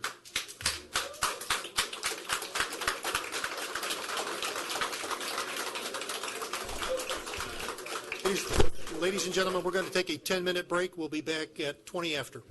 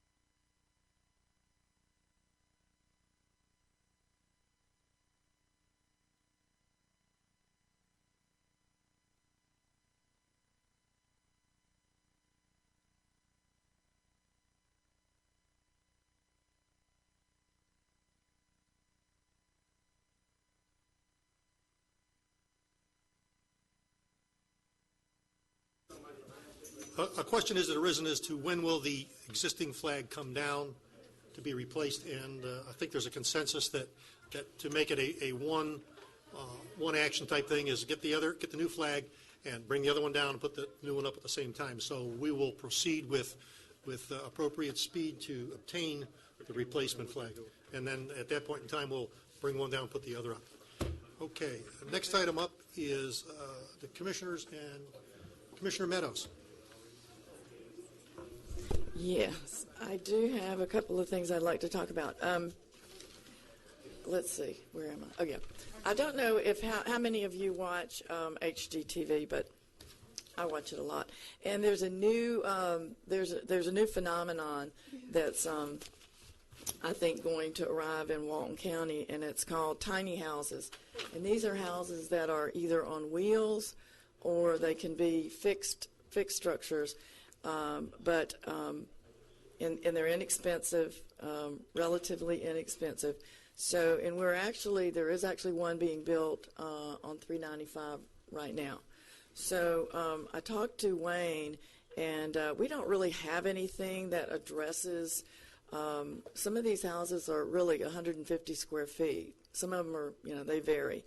And along with that, we've had the issues of the Katrina cottages, which are similar, and we've had an issue with RVs being located on lots and serving as single-family residential residences. So I would like us to ask Wayne and his team to take a look at all this, see what's going on out there, bring us back some ideas about, what land uses can these be located, and is there a minimum square size? And one of the things I'm kind of concerned about is when you have a tiny house, you have no storage, you have there's no garage, there's nothing. So what happens is everything that you need to store or do is happening out in your yard. And some locations that might be perfect, fine. Other locations, it might not work. So that's what I have on the agenda this time, is ask them to bring us something back on these different housing types. Will you please? Yes, sir. We'd be glad to. We've already done some preliminary research already, trying to. We're kind of browsing some of the other counties and cities and see if there's anything out there that we can sort of look at and borrow some ideas from them. So we're already doing that, and I agree with Commissioner Meadows. Many of these are problematic because they're very small, and if you need to have storage, it can be a problem. But we will be glad to bring something back to the board for your review. Probably next several weeks, maybe, so we could have something together to bring back. For my edification, because I don't build things, Mr. Chapman. What's 150 square feet? I mean, how big? 10 by 15. Oh, that helps a lot. I think maybe that room is probably bigger than 150 square feet. 1, 2, 3, 4. Yeah. Wow. But I've seen some very nice ones that may have 8, maybe 250 in it, and they are well. Yeah, it's amazing what they're doing with these things. I mean, they're amazing. So I think we want to welcome that trend here, but we want to just make sure that, you don't pay $500,000 for your house, and the next thing you know, there's a tiny house next to you, and they've got their laundry out on and they've got some people literally had their appliances outside because they couldn't fit them inside. Right. They're going to be cooking outside. Some of them, so, it is a style of living that if you do the tiny house, it works. But if you're, people have a tendency to expand. Well, wouldn't this be probably best served by the covenants and restrictions of a particular neighborhood? Well, the problem with that is in order to enforce covenant restrictions in your neighborhood, you basically have to get a homeowners association, and you have to sue your neighbor. Right. It causes all kinds of infighting, all kinds of problems, and most of the time, people will not sue their neighbor because it costs money, and it's too. So, well, if you feel strongly enough about what your neighborhood looks like, you would think you would try to put something in place to avoid the tiny Well, houses or you, these? you can't put it in place after the fact. Well- If you create a subdivision, you can put it in place, but you can't put it in place after the fact, because you got to have everybody agree, and as you know, you'd never get people to agree. So most of these are platted lots somewhere outside of a subdivision, so that would mean that, you know. Okay. Mr. Chairman, if I could add a couple of quick comments to what Commissioner Meadows is talking about. I think one of the concerns that we see when you look at these issues is compatibility with neighboring properties that may be different in structure or different in type and so forth. Also, we don't have minimum lot sizes in Walton County. That many times will dictate, for example, some places for an estate size lot's 2 acres for that's sort of a common acreage. So there's minimum sizes, and so. But in Walton County, we don't have the minimum lot size. It's basically, we've had some very small lots. I guess the concern is if you have a tiny lot development that goes in on small lots, what's going to happen in 10 to 15 years or sooner when these are moved off and somebody wants to build a permanent dwelling, a stick-built dwelling there that may be larger than the land can hold. So there are some concerns. I think this is something that we want to embrace, as Commissioner Meadows said, but we need to look at where and how and some of the more details of this to ensure that we have the proper compatibility going in forward over the next 15 to 20 years when these things are redeveloped or new ones brought in. I personally like the TV commissioner that's about the tree houses. Now, that's fascinating, how they're building houses in trees. I love that one. Yeah, and that will be our next code revision. That'll be our next, we'll check into that one, Nick, Commissioner Meadows, anything else? No, I think that's all I have. Okay. Commissioner Commander. Oh, no, sir, I don't have a thing. I'm sorry. Commissioner Chapman. I have nothing.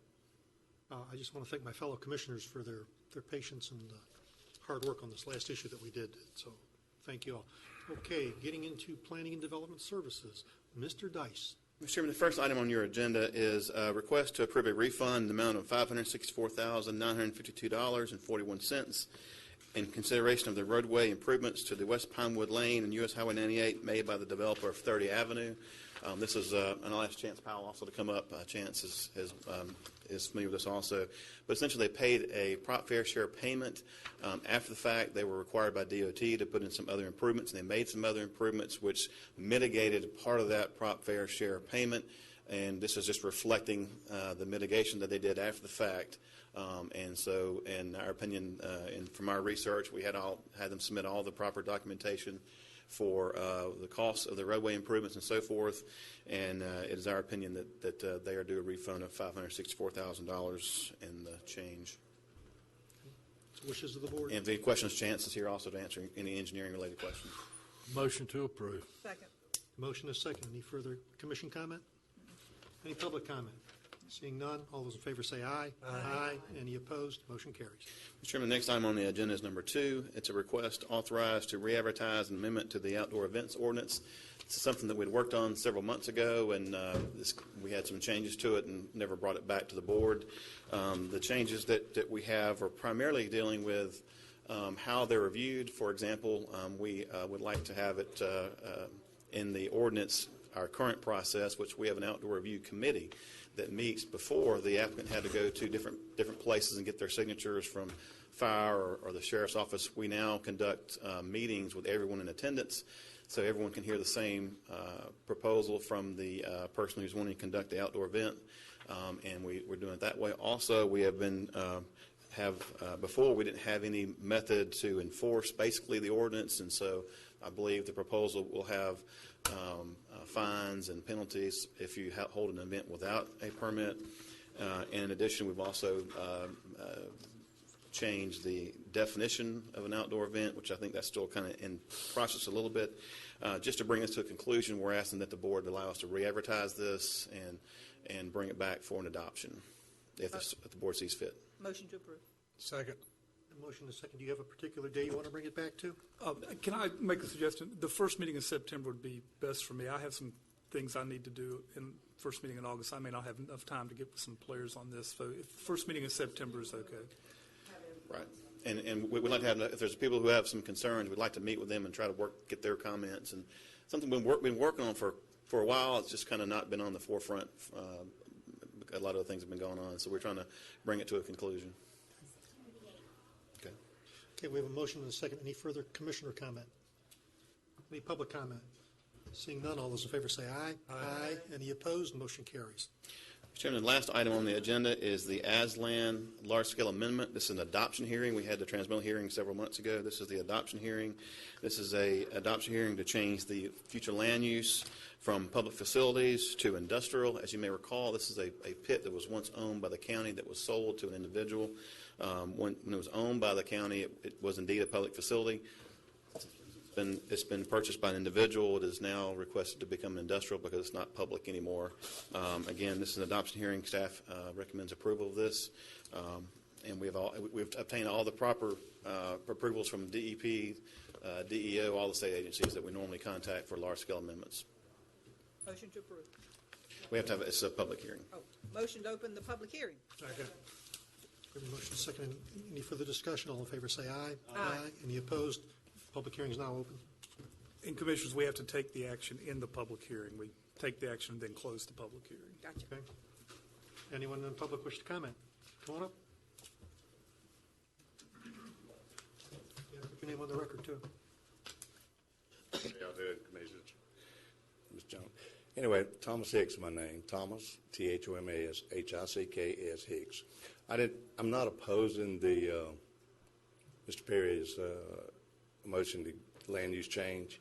All I'm saying is that his property is in the middle of my property. I have 3 corners around this pit. I am the only homeowner that will be passing by this piece of property. I pass it every day, and all I'm saying is I'm not against industrial. I think Walton County needs more industrial property, and it looks like it needs to go further north than Santa Rosa Beach. But anyway, all I'm saying is that I have property adjacent to it, and I have hired an engineer. I want to make part of mine industrial also, and that's all I'm saying is in the future, y'all will be seeing me again. Dean Burgess, I've hired Dean Burgess to do some drawings. This is a kind of a pit issue.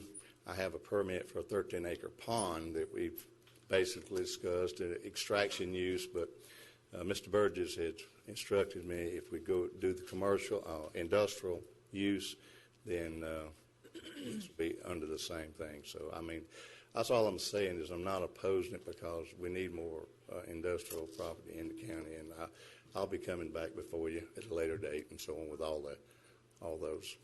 That was all I had to say. I know y'all been through a lot today, and I commend you on your decisions, 100% on it. Everybody is involved with it. Thank you. Any other comments? Seeing none, what's the wishes of the board? Motion to approve. Motion and a second. Any further discussion? All in favor say aye. Aye. Any opposed? Motion carries. Need to close the session? Motion to close public hearing. Okay, motion and a second. Any further discussion? All those in favor say aye. Aye. Any opposed? No. Public hearing is closed. Do we have any public comments? Commissioner comment. I've got one thing for Wayne. Where are we at on that mining ordinance? I need to get with, we've made some changes to it. Quite frankly, I need to get with Scott Caraway, and we need to get back together again and bring it. I know we had some we mentioned at a meeting about a month or two ago. Just need to get that together and bring it forward for a conclusion on it. Quite frankly, I forgot where we left off, where we had decided to go with it. But we'll get up to speed and bring it back to you. Okay, thank you. Take care of Cowboy Champion. Any citizen comments? Seeing none, we're adjourned. Praise the Lord and pass the ammunition.